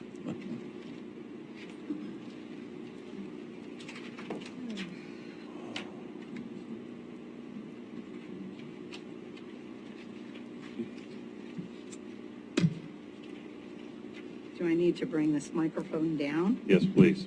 Okay. So my name is Eleanor Foskett. I live at 24299 Carpenterville Road. I am speaking today as an affected resident, but also as a community member of the Pistol River. And I'm not representing the community, but I am a community member there. I clearly recognize that repair and restoration on the river is badly needed. On a personal side, approval and permitting of the proposed project brought forth by Ron Adams would occur approximately 600 feet from my residence. Without a clearly defined plan of operation, and that's only one site because I heard him talk today about multiple sites in the river, so it could be much closer, okay, because we don't have clarity on where he's actually going to operate. From my residents, without a clearly defined plan of operation, including data that indicates our home, the river, surrounding areas, and the ecosystem would not be adversely affected by his gravel removal and processing, I cannot support this activity. Based on the overall conditions of the Pistol River and the vast amount of area it covers, I can say with confidence that his operation, as it was stated in the last meeting on one bar only, is minimal and will not make any significant or lasting changes to address the severe bank erosion, channel dimensions, potential flooding, gravel, and sediment buildup and other issues. I also wanted to address his comment regarding the bridge. This is something that he keeps bringing up regarding the bridge. In a recent meeting which Ron scheduled, the roadmaster came to that meeting. This was discussed, and at that meeting, the roadmaster said, this is not a critical issue with the bridge. The bridge is not going to fall down. You are not going to lose the bridge. There are issues with scouring in the bridge. The bridge also causes pinching off of the river because it was placed in the wrong way and so forth. Some of the structures block movement of the water through there, but that was discussed at that meeting. Yes, it could be replaced, but it's not on the priority list to be replaced. So we moved forward with that. As a member of the community, I have stepped forward to build a groundswell of concern and recognition to the community of Pistol River. Yes, we have people that are stepping back because they've tried in the past to do things, but I wanted to make an effort to try to move the community together to address these issues. On November 14th, I sponsored a community event to provide opportunities for our residents to meet and learn from what some of the local organizations can provide and how they have been successful in repairing and restoring other rivers in other communities. Approximately 65 individuals attended. This was a starting point to build on. A starting point to build on. There are many other agencies and organizations that we need to have in our network if we are to succeed. An important part of this meeting was allowing the residents to question and interact with the various presenters. Mark Sherwood, a local resident and the executive director of Native Fish Society, presented an example of a river restoration he had worked on to encourage the community to begin working together. Drew Harper, a riparian restoration coordinator of Curry County Soil and Water Conservation District, discussed an ongoing project to complete a study and create modeling programs to aid and understand the effects of changes and repairs made to the river, which will aid in future planning of projects. These are the kind of activities and projects that are needed for the Pistol River. If I had to state the most important learning of the event on November 14th, it would be that there are agencies and organizations out there who are willing to work with residents and the community, but it will take the cooperation of the landowners and residents for them to engage. Their charters require that the landowners reach out with their problems and issues. They cannot act without engagement. Ron Adams has reached out and taken the help. Ron Adams has not reached out and taken the help offered when approached months ago. If he had, we may not be here today, and his project would possibly have moved forward. Let's see. I think that's pretty much it for now. Thank you. Thank you.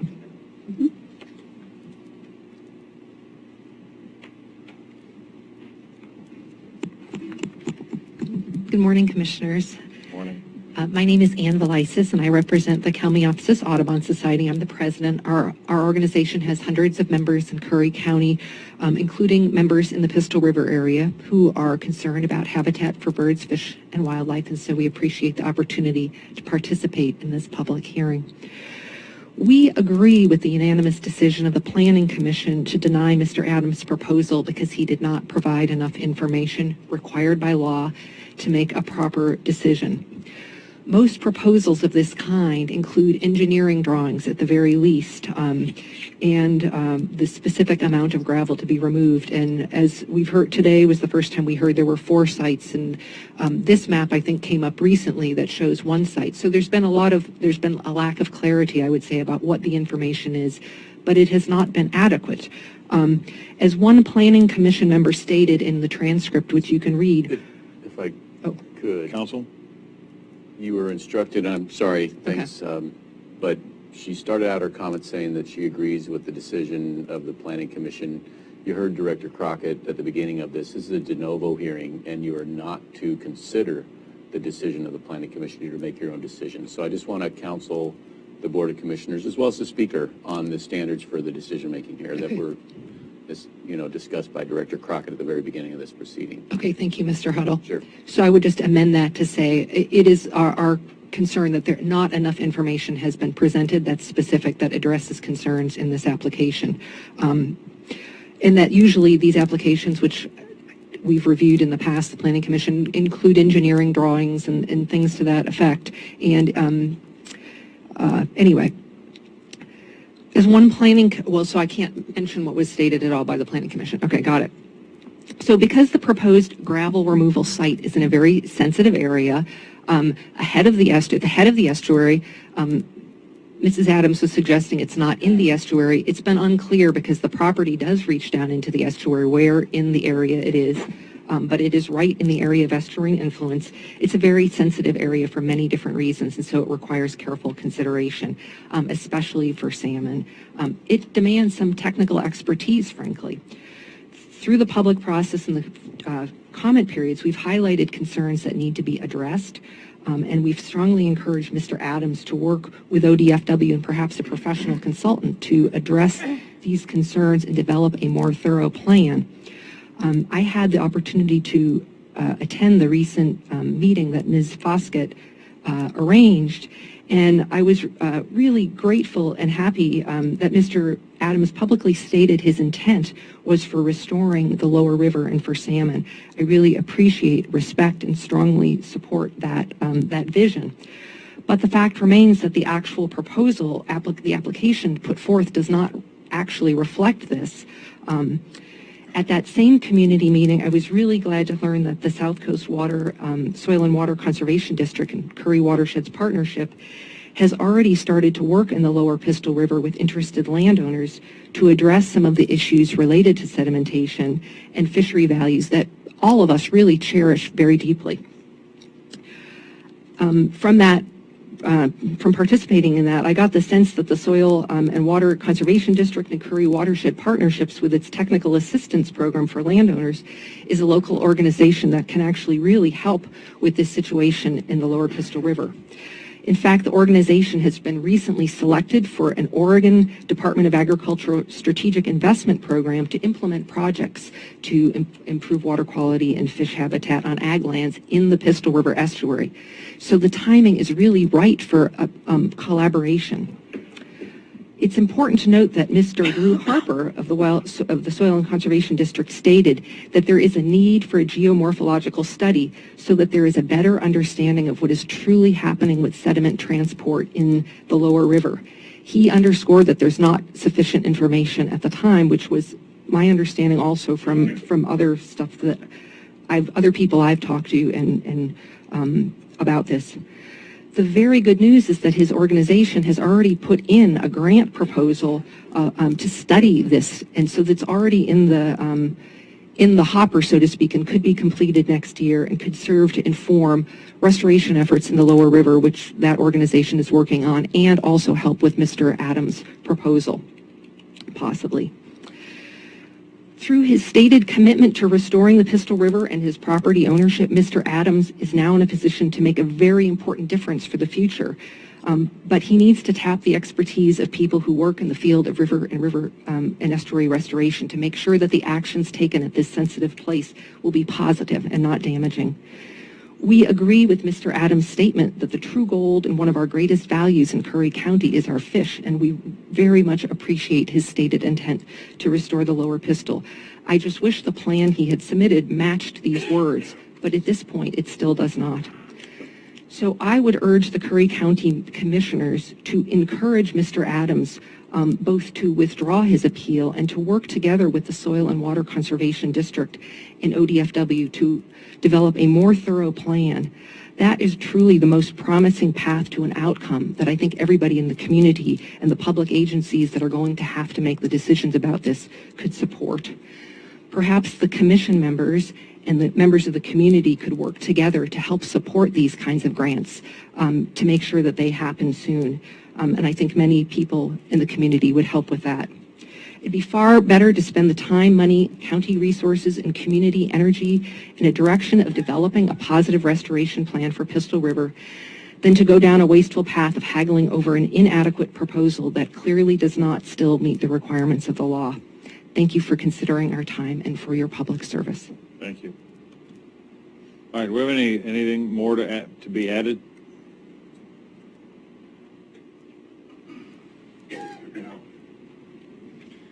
Good morning. Maybe I'll move this up slightly. Good morning. Thank you. My name is Mark Sherwood. Thank you for the opportunity to speak at this public hearing. I am the executive director of the Native Fish Society. We are an Oregon-based conservation nonprofit We exist to cultivate a groundswell of public support to revive abundant wild fish, free-flowing rivers, and thriving local communities. On top of my professional work with Native Fish Society, I am also a resident of Pistol River. I live at 24991 Pistol River Loop. And I goes without saying, I love this river, I love its fish, I love the community I live in. I greatly appreciate some of the comments before, and I've also had many opportunities to interact with Mr. Adams, and have appreciated our interactions and appreciate his sentiment and desire to want to restore the river. Ultimately, though, the plan that's before you today is one to extract gravel, and instead of taking up additional time, I just would say that I agree with the previous speaker that this particular plan does not match that intention. And likewise, we don't believe that it has the specificity required under the Curry County zoning ordinances in order for the county to say, yes, we sufficiently understand that all these values are being protected: fish, water quality, habitat, and so on. But I did want to just spend one more moment, because I don't think we've had too much discussion of the estuary issue. A little bit, we've kind of gone around it, but I want to talk about why estuaries are so important, why they're important to the county, why they're important to its citizens. First, is this in the estuary? The Department of State Lands uses the head of Kingstone, our biggest tides. The furthest in that the sea goes is all considered the under estuarine influence. And that would actually go here to the head to where on this map it says fish hatchery at mile 1.4. Okay. Sir, you'll get a chance to rebut in a few minutes, okay? So let each person have their testimony, and then you'll have a chance for rebuttal. So my understanding, and I confirmed this with our local district fish biologist, Steve Major. I also included his response to this question about, is this area in estuarine influence, in the record. So it is there present for you for your review. Estuaries are the nurseries of the sea. They are incredibly important habitats. The fish in Pistol River, the native fish in Pistol River, include Chinook salmon, coho salmon, winter steelhead, cutthroat trout. You probably are all familiar, maybe you fish. All of those fish that are successful use the estuary twice in their lives. It's like some of the only habitat in the entire basin that is used twice. And so that's why there's so much concern, there's so much detail and evidence required anytime we go into an estuary and change this place. Sadly, these habitats are among the most impacted. A recent study came out, which I also included in the record, that shows that between Oregon, Washington, and California, 85% of estuarine habitats are gone, no longer exist. It's a huge part of the reason why we don't have the abundant wild fish that we had at one time, and it's a reason why, you know, for me, like this is an area that needs to be carefully stewarded by the community. In closing, again, I'd like to thank you all for the opportunity to speak and give my testimony. I would urge you the same way to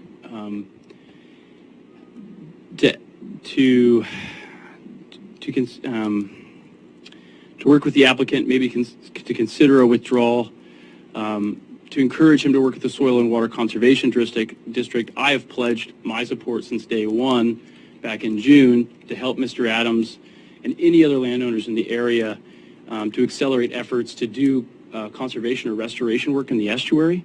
My organization has done that in other places. Of course, I would love to do more of that here at home. But it is, you know, since this is private land, it does take cooperation with private landowners in order for those things to happen. If the application is not withdrawn, I do request and urge the commissioners to deny the appeal for the conditional use permit. Thank you, sir. Thank you. All right. Any further comments? All right, so at this time, I'm going to close testimony. Going to do rebuttal? Yeah, just one second. Well, never mind. Okay. Can I finish my sentence, sir? Right. Well, I'm going to close testimony from other parties and offer now rebuttal evidence and testimony from anyone that wishes to come up. I apologize, Mr. Chair. Not a problem, sir. You're buying lunch. About some of the testimony. One of the things that we've forgotten here is this, which I want to mention here because it's going to happen again, is this offshore fishing. Back in 1990 was the last good year we had an abundance of fish, and I would call the Coast Guard every night over the fishing fleets that would come in, and no one would support me on seeing who those ships belonged to, and those ships would disappear every morning when the sun came up. But anyway, the next thing is the estuary. They can argue all day about the estuary, but the law is the estuary ends below my property. Just back to the rules of engagement, are we going to wait until we're putting manhole covers over check holes before we take action on this? And they want to keep putting this thing off. This is an opportunity right now to get rid of this sediment that, and whether they like it or not, the action's going to be there, whether they're taking it out, the activities are going to be there, whether they take it out of the Pistol River or somewhere else. That Carpenterville Road's going to be closed, whether it washes out. I mean, it's going to be open because they're going to have to close the 101 highway to do the work. So the inconvenience is going to be there. And their testimony about it, yeah, the estuaries in most areas, and just like Pistol River hasn't operated as an estuary in well excess of 20 years, is never going to operate if somebody doesn't take action now, because if these larger rocks get down that estuary, the only way you'd ever get them out of there is go in there and dredge them out. And the stuff that's in there now, hopefully, if we do what I'm proposing, it will help to wash that sediment out of there. The other thing is, as a landowner, I'm trying to get something done, and I'm continually punished over this thing. It's cost me over $4,000 in fees on this, and people talk about I need to back off. I'm not going to back off whether this is approved or not. I'm going to try to get this river fixed.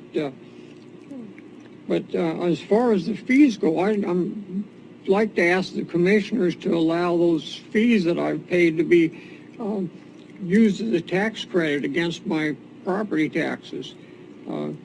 Like I say, I've paid over $4,000 for it, and in a few days, the new tax things are going to come out, and I'm going to be hit with over $10,000 more in property tax. And I don't think that I need to be punished for trying to correct something that these agencies should have gone forward with. And the other thing I want to make clear is these agencies like Fish and Wildlife, Army Corps, and Division of State Lands, they're waiting for you guys to pass this, to approve this. And they told me before I ever went before the planning board to go in there and tell them you talked to us and to go ahead and pass it so we can do something. And then they say, well, those people won't work with me. Yeah, well, if they won't work with me, then why do we have them? Thank you, sir. And Council, thank you guys. Council, before I close this or conclude the hearing, I'd like to ask, I'm sorry, go ahead.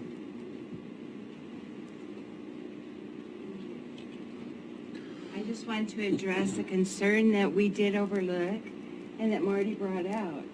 And the structures that Ron talks about are in the river now, and they're working. And we kind of assumed that Pistol River people that see it every day would know it was there.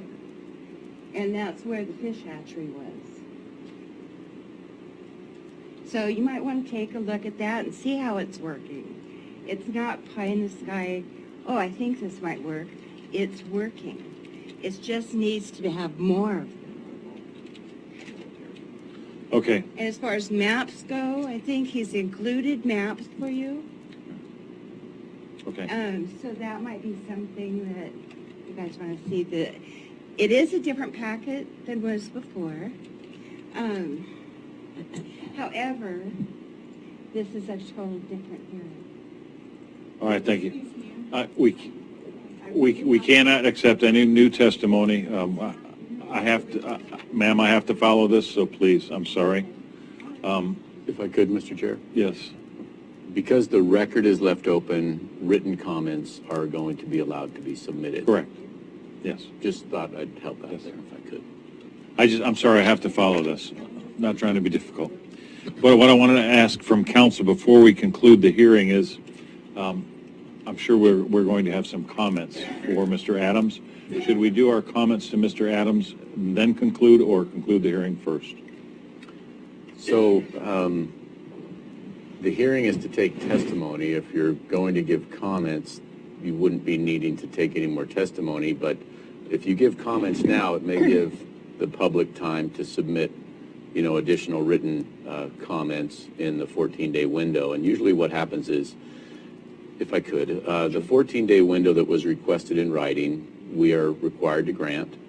And I would also ask the director, does our code say we grant 21 or 14? Thank you. Okay. So anyway, we're required to leave the record open. We stop taking of the testimony. We leave the record open for additional comments, and then the applicant actually has time after that to respond to those comments.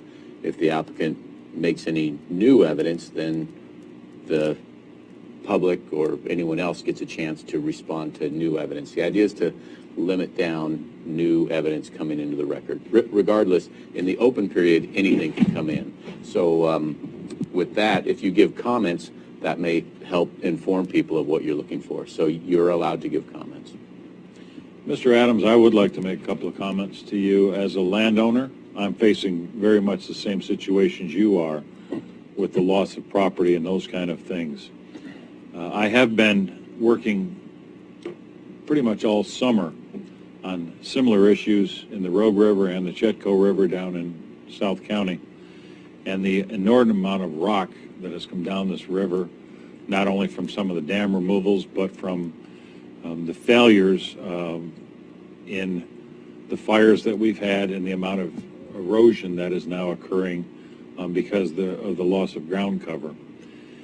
However, I would respectfully ask you if you would to possibly step back just a little bit and take a look at answering some of the public's questions. I see here a defined map, but not a well-defined map. Okay. What I may suggest is, and you may have done, is a GIS map, and actually mark it out on that GIS map exactly where you intend and the amount of intrusion that you intend to do in that area. I understand, because I've done a lot of what you do. 10,000 loads of rock, or I'm sorry, 1,000 loads of rock is not a lot of rock, because I believe, as you do, that in the spring that rock will probably be right back as it is on my property. We've had scientists on the Rogue River come down and look at this river that have looked at this river for a half a century and said that there is a cork in the end of the Rogue River that needs to be removed. However, it has to be removed responsibly. So all I would ask you to do is possibly get a hold of, some fish people, as we are looking at. We just had a meeting in Grants Pass a few weeks ago to discuss with the Corps, to discuss with ODF&W and the Guides Union and some of those people that have a lot of experience in the rivers, to just get opinions from them on how to form this properly, or not, I don't want to say the word properly, but in a way that would be more palatable for the people around you. But I agree with you that we have some rock that needs to be removed. However, it has to be done thoughtfully and mindfully for not only your neighbors, but for the fish habitat and the habitat around you. Commissioner Gold? In looking at kind of the big picture, here's what I'm seeing. The application needs to be more specific. And another thing you mentioned was contacting some of these agencies.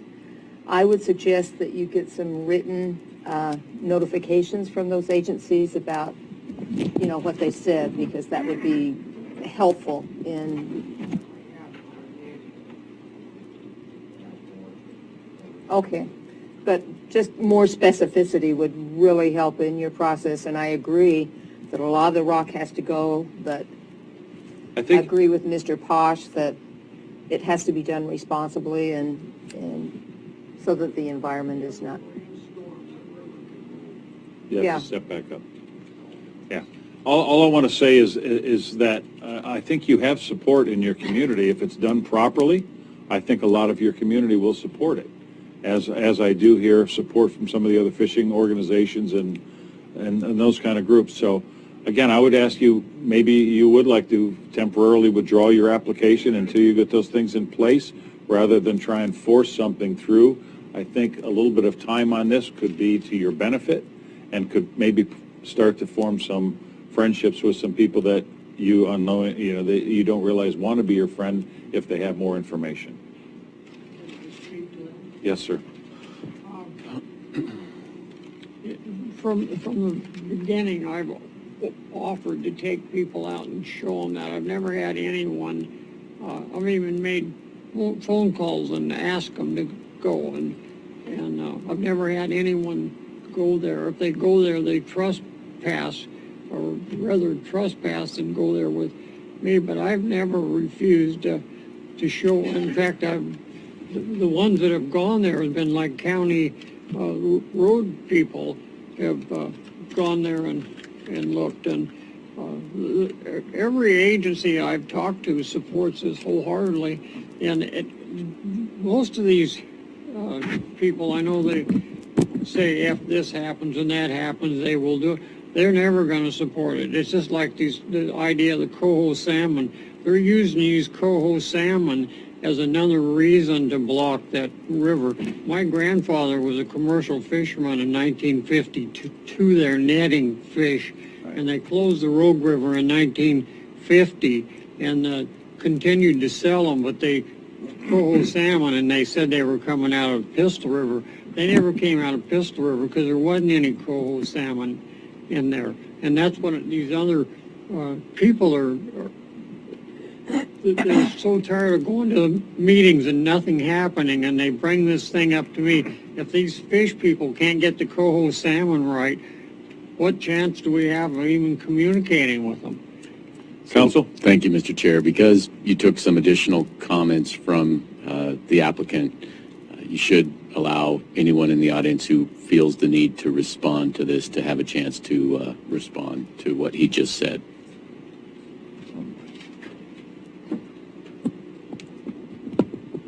And I've been called away by my assistant. I need to go talk to her real quick. I'll be right back. My name is Hy Smith. We live in Pistol River, 24908 Pistol River Loop. Everything I've heard this morning from Mr. Adams is anecdotal. I've not heard any facts.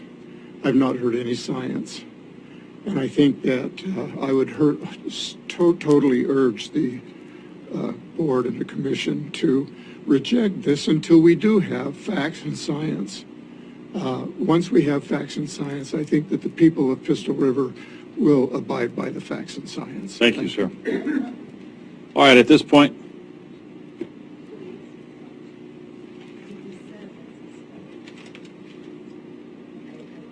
go ahead. One final comment, please.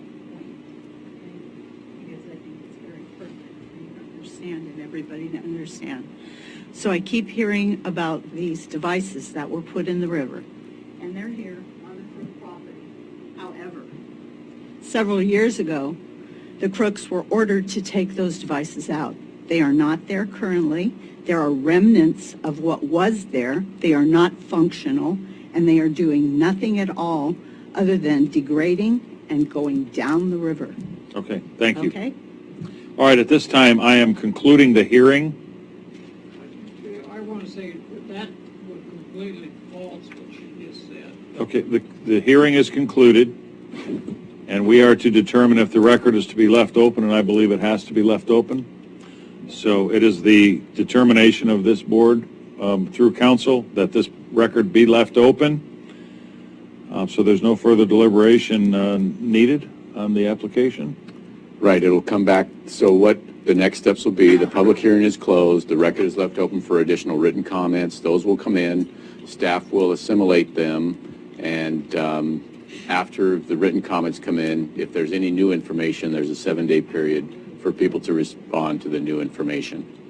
So really, it could be as long as 21 days before this comes back to the board. All right, so I will say this to everyone in this room. We're not here kicking cans down the road. This is something that we, ma'am, if you would please. Ma'am, if you would please. We're not here to kick cans down the road. We are here to deal with this, and I want you to know that. So in the time allotted, as council has stated, we will reconvene to address this. So at this time, this hearing is closed and adjourned.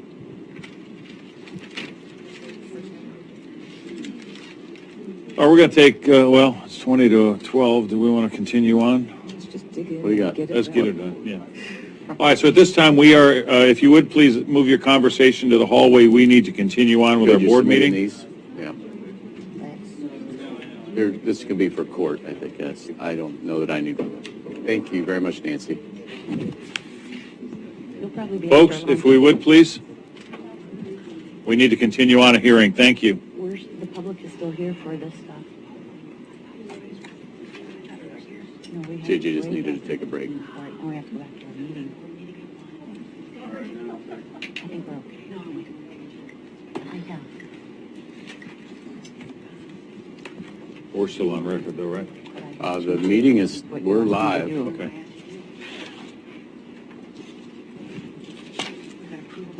On written approval from the United States Department of State, but not prior to December.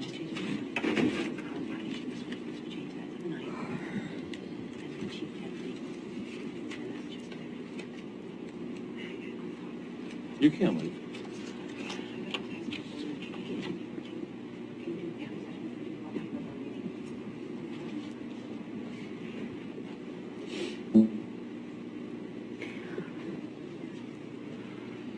Need to wait for JJ to come back?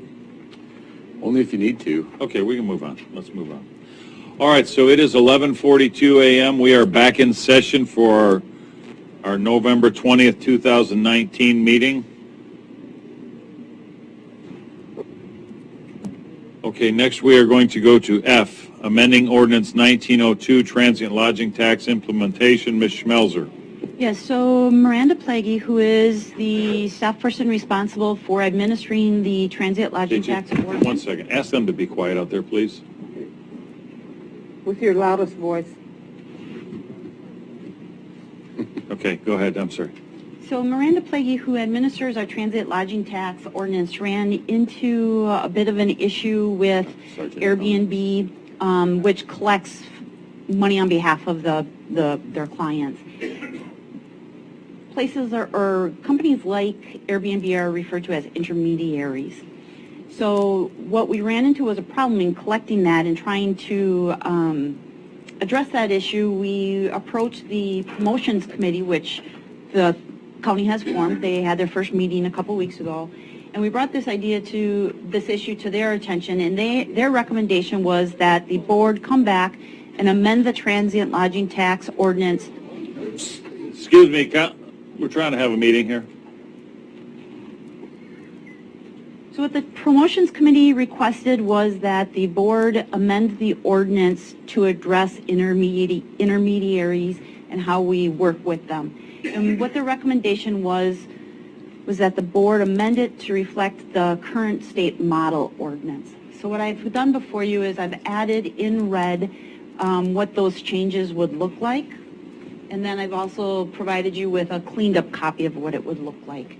Basically, you're looking at changing definitions, making it very clear that we are aware there's intermediaries and how we would work with the intermediaries. Other than that, there really are no substantial changes to it. I mean, it's the same tax, it's due at the same time, the committee structure hasn't changed. but it does make a provision for the intermediaries and how we're going to interact with them. Because they're supposed to be collecting this tax right now, and because we collect it quarterly, meaning December 31st, in my opinion, this should be treated as an emergency ordinance and not one where we put out for a first reading, a second reading, and then 90-day effective period. Because if we do that, our intermediaries are not going to be able to collect and have it to us by the collect for the first quarter, which would then put a lot of our people in violation of the ordinance. So my recommendation is we accept what's in red and that we adopt it as an emergency ordinance. I so move. I'll second that. Further discussion? Roll, please. Commissioner Gold. Aye. Vice Chair Boyce. Absent. Chair Pash. Aye. Motion carried 2-1. 2-0, sorry. Oh, that could be interpreted many ways. Oops. Isn't this a warning? But there was no vote against it. All right, next we are going to move to G, which is the Curry County phone upgrade, Ms. Schmelzer. As you know, we had issues with the phone a couple months ago. This past week, we had major issues with the phone. We are on a 30-day pass right now, which means we have a license that allows us to keep functioning and retrieving voicemails for 30 days. After that, we're going to be in the same situation we were last week, where we're going to have problems with the phone. Originally, when we first encountered a problem with the phone system a couple months ago, we agreed that we would budget for a phone system upgrade of $57,000, and we would budget for that in the coming year. We're not going to be able to do that. We're not going to be able to wait that long. If we would sign an agreement today saying we're going to move forward, it is still going to take about 30 days to implement that upgrade. So we need to address it sooner than later. My recommendation is that we treat this as an emergency upgrade and do something about it now instead of waiting for July 1st. Money is, of course, an issue for us. We don't have $57,000 sitting in reserve somewhere to do this. There's no contingency fund, period? The finance director is not here right now. She's at AOC to discuss if there is a contingency fund and what is in it, but we do not have a contingency fund for this type of activity. This is my problem. I just want to make a comment on this because, we talk about Coos Curry Electric, and I got to say I'm a little disappointed in them on this because I talked to them back in February about the phone system. They showed me the issues with the phone system, and I said, could we get it moved forward to this budget cycle, meaning 1920? And they, I want to say, maybe dropped the ball.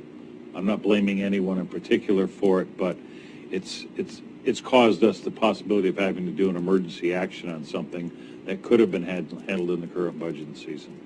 Well, I do know that when we were preparing for the budget, the main focus with Coos Curry Electric was finding out which computers needed to be upgraded. And we knew that was going to be such an expense that was the main focus. As soon as we ran into the problem a couple months ago, Coos Curry Electric immediately got back to us and said, hey, you can do this lower cost fix, which is the one the board agreed to go with come July 1st, or you can do this full upgrade. And they have been really great about keeping us in the loop of where we're at on that system. So I think it just failed quicker than anybody realized or expected it to fail. I will say this, though, too, as far as the financial part of it goes, I did reach out to Business Oregon. They do have a loan fund program that might be able to help us. They can't give us the money, but they can definitely loan us the money. And so I did put it in an application, which they'll be processing this coming week to see if we're eligible for the loan, which would mean we would not have to take the $57,000 out of our budget right now, and instead we could budget for it the coming year or over a period of years. What percent? I don't have those details yet. I have to see if they'll, the number of years we could spread it out and what percent that would be at. Bridge loans are usually 1 over prime. Yeah, so right now we just have the, it's called the project intake form that I submitted, and like I said, they'll be processing it this coming week. But at the current time, my recommendation would be to move the project up from July 1st to now, pending the loan, and if we don't get the loan, come back and figure out how we're going to pay for it. So moved. I'll second that. We can't do without phones. Further discussion? Roll, please. Commissioner Gold, Aye. Vice Chair Boyce, absent. Chair Pash, Aye. motion carried 2-0. All right, next we are going to move to Memorandum of Understanding with Park Public Affairs Research Consultants, pre-application for grant funding. Ms. Schmelzer. So these were some matters the board directed staff to pursue at the last meeting. The first one is Commissioner Boyce had presented the idea of Park Resources perhaps writing some grants for us. And so the first one that's in your packet would be kind of a pre-app where they would come down and they'd look at the bigger projects and say, do they qualify? What types of grants could they qualify? It's basically a data gathering process to prepare them to submit grants in the future or know what that work should be. So that one's not a grant per se, but it is a charge to prepare or do the pre-app, the pre-work, I should say. Could the county do that just as well?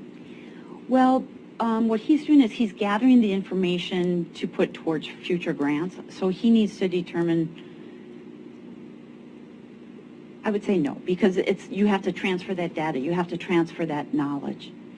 What he wants to do is come down and do the homework to know what grants to apply for and what he needs.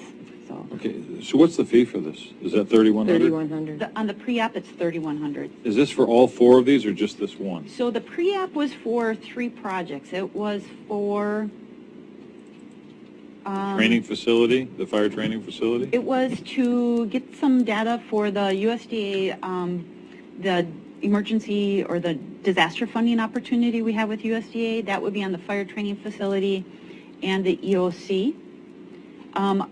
Some of that probably staff could provide because as you'll see later on the agenda, he actually has grant applications, or I'm sorry, memorandum of understanding for actual grants on those 2 projects. And the board could say, we're not going to pay you to do pre-op work on that. Instead, tell us what you want. Staff will get it ready for you to do the actual application. The other one that's in that pre-app is for the courthouse and jail. What we found out from the state was we're not eligible for the CDBG funds on the courthouse and jail planning right now. The state recommended we go with USDA funds. However, the disaster funds that we're looking at right now aren't the pot of money we would use through USDA for the courthouse and jail. It would be through a different program through USDA. So when is that available? We can do the applications now. I'm not sure what the deadline is, but that is basically a community or public facilities program through USDA. And we could just delay action on that until we get more information from them. We could actually have a phone conference with him if you'd prefer to go that route to get more information from Mr. Foster. So I'm looking at the whole thing, and we're talking a total cost of $20,128. And when we have to go out to get a loan for a phone system, it's kind of like, I put it in 2 categories, like my own budget, needs, wants. And I'm sorry, this kind of hits in wants. Okay, we have a public comment from Mr. Barnes. Thank you very much, David Barnes. I'd first like to direct you to the first MOU that has as its scope a pre-op. It relates to the courthouse, the EOC, and the training center. And yet, when you look at the other 3, there is no MOU for the courthouse. There's an MOU to combine the fire districts in its place. So MOU number 1 that sets up the scope of the work that they're going to do for the county is flawed. How do you vote on that when it doesn't include all the work that you're looking to have them do? All of the MOUs, when you look at them, the second line on there says that these are subject to the terms and provisions of a contract executed between and by the parties. I'm unaware of a contract that you've executed with Park to do services. So it would be highly irresponsible of you to vote for MOUs when you don't have a contract that details the terms and provisions of those services that you're going to be getting from them. Moving on to Cape Blanco Airport, that was an issue proposed to be $50,000 for land clearing up there.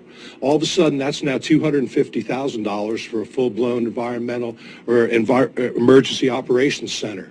I don't know where this grew. I listened to the tape of your 9/6 meeting. You were $50,000 for Cape Blanco.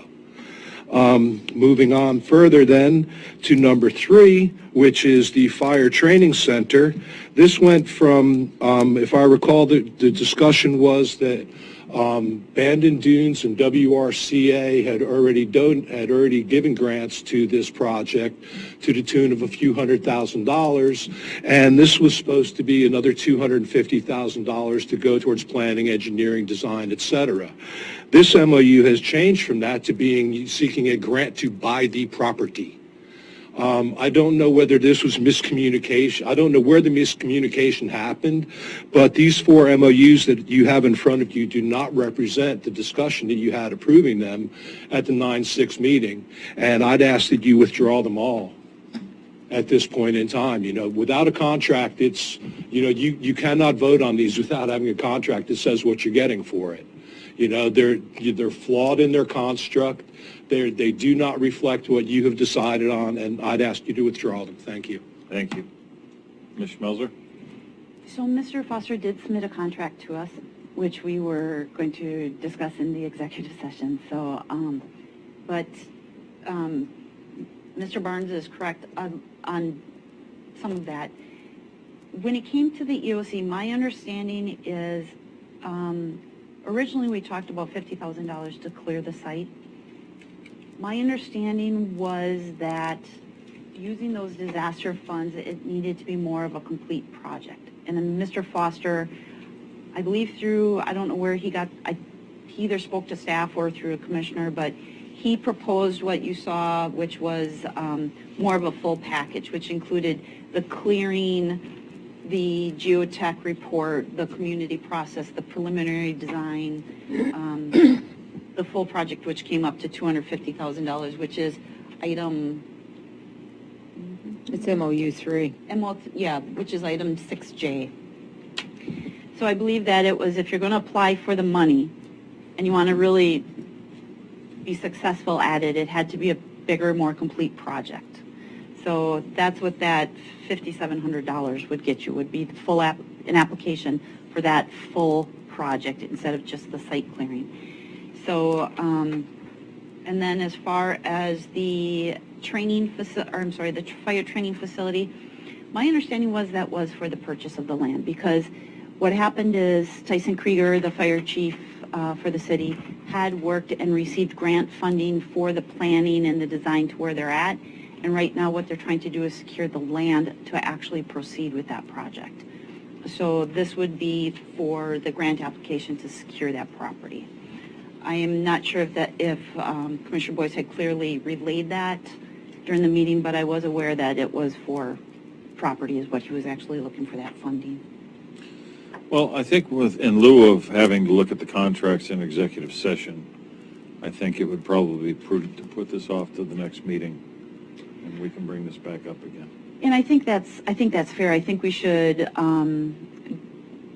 postpone it until Commissioner Boyce is actually here. I know he was very passionate about this project, and he was working with Mr. Foster quite a bit on it. I also think that we might want Mr. Foster to participate by phone to answer some of the questions. That might be a good idea. Yeah, this was just not very specific. Why don't we do that? Let's plan to have him on the phone as well for our next meeting. All right. So there's a motion to just continue those items. To continue this until our next meeting and direct staff to get a hold of Mr. Foster to have him available by phone. I'll second that. Further discussion? Roll, please. Commissioner Gold. Aye. Vice Chair Boyce. Absent. Chair Pash. Aye. Motion carried 2-0. So it is right on the noon hour. Do we want to take our lunch and come back? Let's do number L first yet. Okay. Let's do L then, approve order for December 24th paid holiday. Right, so you have an order in your packet which would give the employees December 24th off as a paid holiday. What I did do is I looked at basically leadership and what they're doing at the federal level. I did look at other counties in in Oregon, and different counties, not all of their schedules are out. Some give that day off, some don't. So we're kind of all over the board with that. How much would it cost us? I guess that's... You know, I asked the finance department that question, and they said no more different than if they were working that day. And I said, well, there's got to be value on that paid holiday. So they weren't able to give me a number of what we pay for a day of work. I do know that I did talk with the departments. I did ask Julie Swift, our payroll and HR coordinator, and she had indicated that on that day about 65% of the employees don't show up or taking vacation or off sick day or whatever they're taking. So we're minimal staff. We're down about 35% staff. I did ask the departments that do deal with the public on those days. They really don't get much at all. Juvenile was one, though, that last year they were busier, but that's because the holiday, December 24th, fell on a Monday, and Mondays are court days. So that's why they were busy on Monday. But the departments don't see a lot of traffic. They don't see a lot of calls. They don't see a lot of response. I do know myself from working in government as long as I have, it seems like the day before Christmas, you don't get a lot of work out of your employees, and you're better off just not even keeping the doors open. But that's my own personal opinion. I do think in light of the morale issues and some of the issues we've had, I do think it's a good gesture to give the employees that day off as a paid holiday. We're not looking to do it every year. We're looking to just say, I'm looking to say just for this year it would be a paid holiday. And that's what I have on that. It's really up to the board.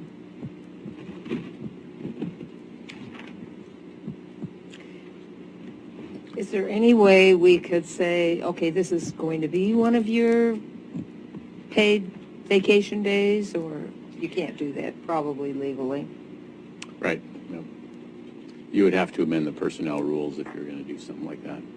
Our personnel rules pretty much list all of our holidays. Yeah, I hate to be a Grinch, but I'm looking at money. And if we can't really define what that's going to cost us, that kind of bothers me too. Well, but on the flip side, I guess you're paying people to be here and you're really not getting a lot of work or public service out of it because you're at such a bare staff. And But if most of them take that as a holiday, then... That's true. Then we wouldn't lose anything on that. That's true. So is there a motion? Can't do it. Not with the phones. Without a motion, it fails. Okay. All right, so let's take our lunch break now. We'll come back, we'll do brief comments, and then we'll go into executive session. Mr. Barnes, you had one more comment on code officer. Did you want to come back after, or did you want to make your brief comment now? Right now, and make it Sure. really brief. I've heard rumor that there is over 500 cases of violation of code. There is approximately 6,000 residential units in unincorporated Curry County. If almost 10% of them are in violation of code, we don't need a new code officer. We need to look at our code. You know, we need to sit down and look at code. It's when that many people are in violation, you know, the code is what's wrong, and maybe it's not the people and the homeowners. Okay, and that was thank all you. I had to say about that. Thank you. Thank you, sir. Thank you for allowing me to do that. I'll have to come back. All right, so at this time, we're going to recess for lunch. We will be back at 1:05. Got my name right twice. Wow. All right, we're going to do a director's report now. Sure. Just real quick, I'll try and make it quick because I know we have a lot going on. I just want to let you know our special district seminar or session that we have scheduled for December 9th. That is going to be held at the Elks Club. And due to some scheduling conflicts, that's actually going to be at 2 to 4 instead of 5 to 7. So I was able to make it 2 to 4 in the press release. So that will be happening. We have somebody from Department of Revenue coming, and then also somebody from the Special Districts Association. Josh, our Parks Director, was down at the port of Brookings Harbor last night, providing more information on our proposal to help manage their RV park. So we should have some updates coming on that very soon. Yesterday, City of Brookings staff from their police department met with staff from our sheriff's office and myself, and we talked about the consolidation of the 911 system, or the PSAP plan that we were working on. And I'll be bringing a report or a recommendation back to the board at the next meeting on what we should do with that. How did the study go? Did they recommend having one county 911? They did, and they recommended that it be in the Gold Beach area. However, it was based on some incorrect information that was brought to their attention early on, so it almost would require a whole new study. But there was a lot of really good information that came out of there, which we'll talk about. Okay. So we'll go through that on December 11th. Originally, we had discussed a developers agreement a while back, and I was supposed to meet with Brookings, so I met with Janelle at the City of Brookings yesterday on that, and we have some further conversations to occur on that, but we may be asking the board to proceed with an application, perhaps, to take advantage of borrowing money to a special district to help that developers agreement go through, or a similar developers agreement or some form of agreement to go through to help get that property so it can be developed. And then we have a software demonstration next week on the 27th. As you know, this would be looking at finance and then some HR capabilities. We also found out that it can take on planning, building, and code enforcement capabilities as well, and they also can do assessments with that, help the assessor's office with that software as well. So the assessor has been meeting or having conversations with that software company to see if it meets his needs. So we'll have some more information about that after our demonstration next week as well. The last thing is, I mentioned to you before that DEQ has approached us about taking the residential on-site waste disposal system program, or basically the septic program, back in-house. We know for our county, it would take in about $50,000 in permit fees. That's not enough for a full-time person. When you look at the amount of inspections, it is quite a bit of inspections. It's 275 inspections a year based on this past year's records. So I have reached out to Josephine County, because they're also considering taking the program back in-house, and said, hey, is there any way we can partner? Because they will need, they have need for about 1.5 people, and we have need for about a half a person. So we're going to see if we can do some partnership on that. If we can't, then my recommendation would be that we perhaps pursue a part-time person if we can. The inspection part of it, we'd have to really figure out a way to make that efficient, but we don't really have a choice on that matter, I think, moving forward. That is all I have for the director's report. Okay. Commissioner Boyce not being here, Commissioner Gold? Okay, I've got a couple of things. I did send out probably over 50 emails to get the strategic plan survey, and I've gotten some back, and they're sending it to individuals. So I think that's good. I've been working with SWAC and Beyond, and they're having 2 sessions each week, and there's been an average attendance of 17. Also, I went to Curry County Transit meeting, and they have purchased a new building on Alder, and also the STIF funds are being used. And one of the things that was put forth in the STIF funds was that there was going to be a run between Brookings and Gold Beach, and that has not been successful so far. So that's it for today. Commissioner Gold, is that STIP funds or STIF.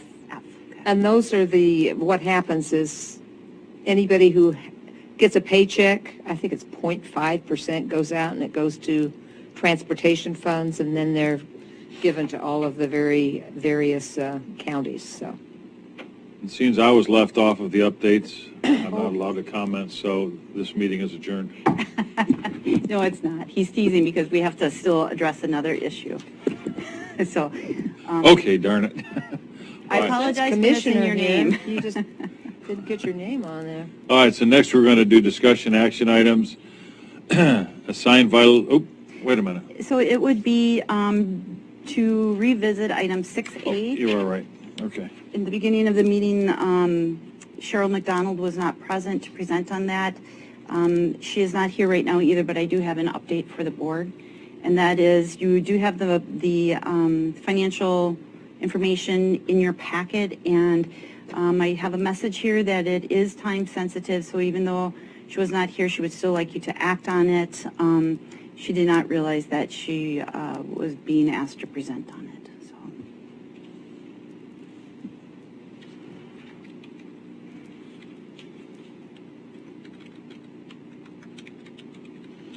Well, I'm going to move that we accept the Curry County 4-H Extension Service District Financial Review.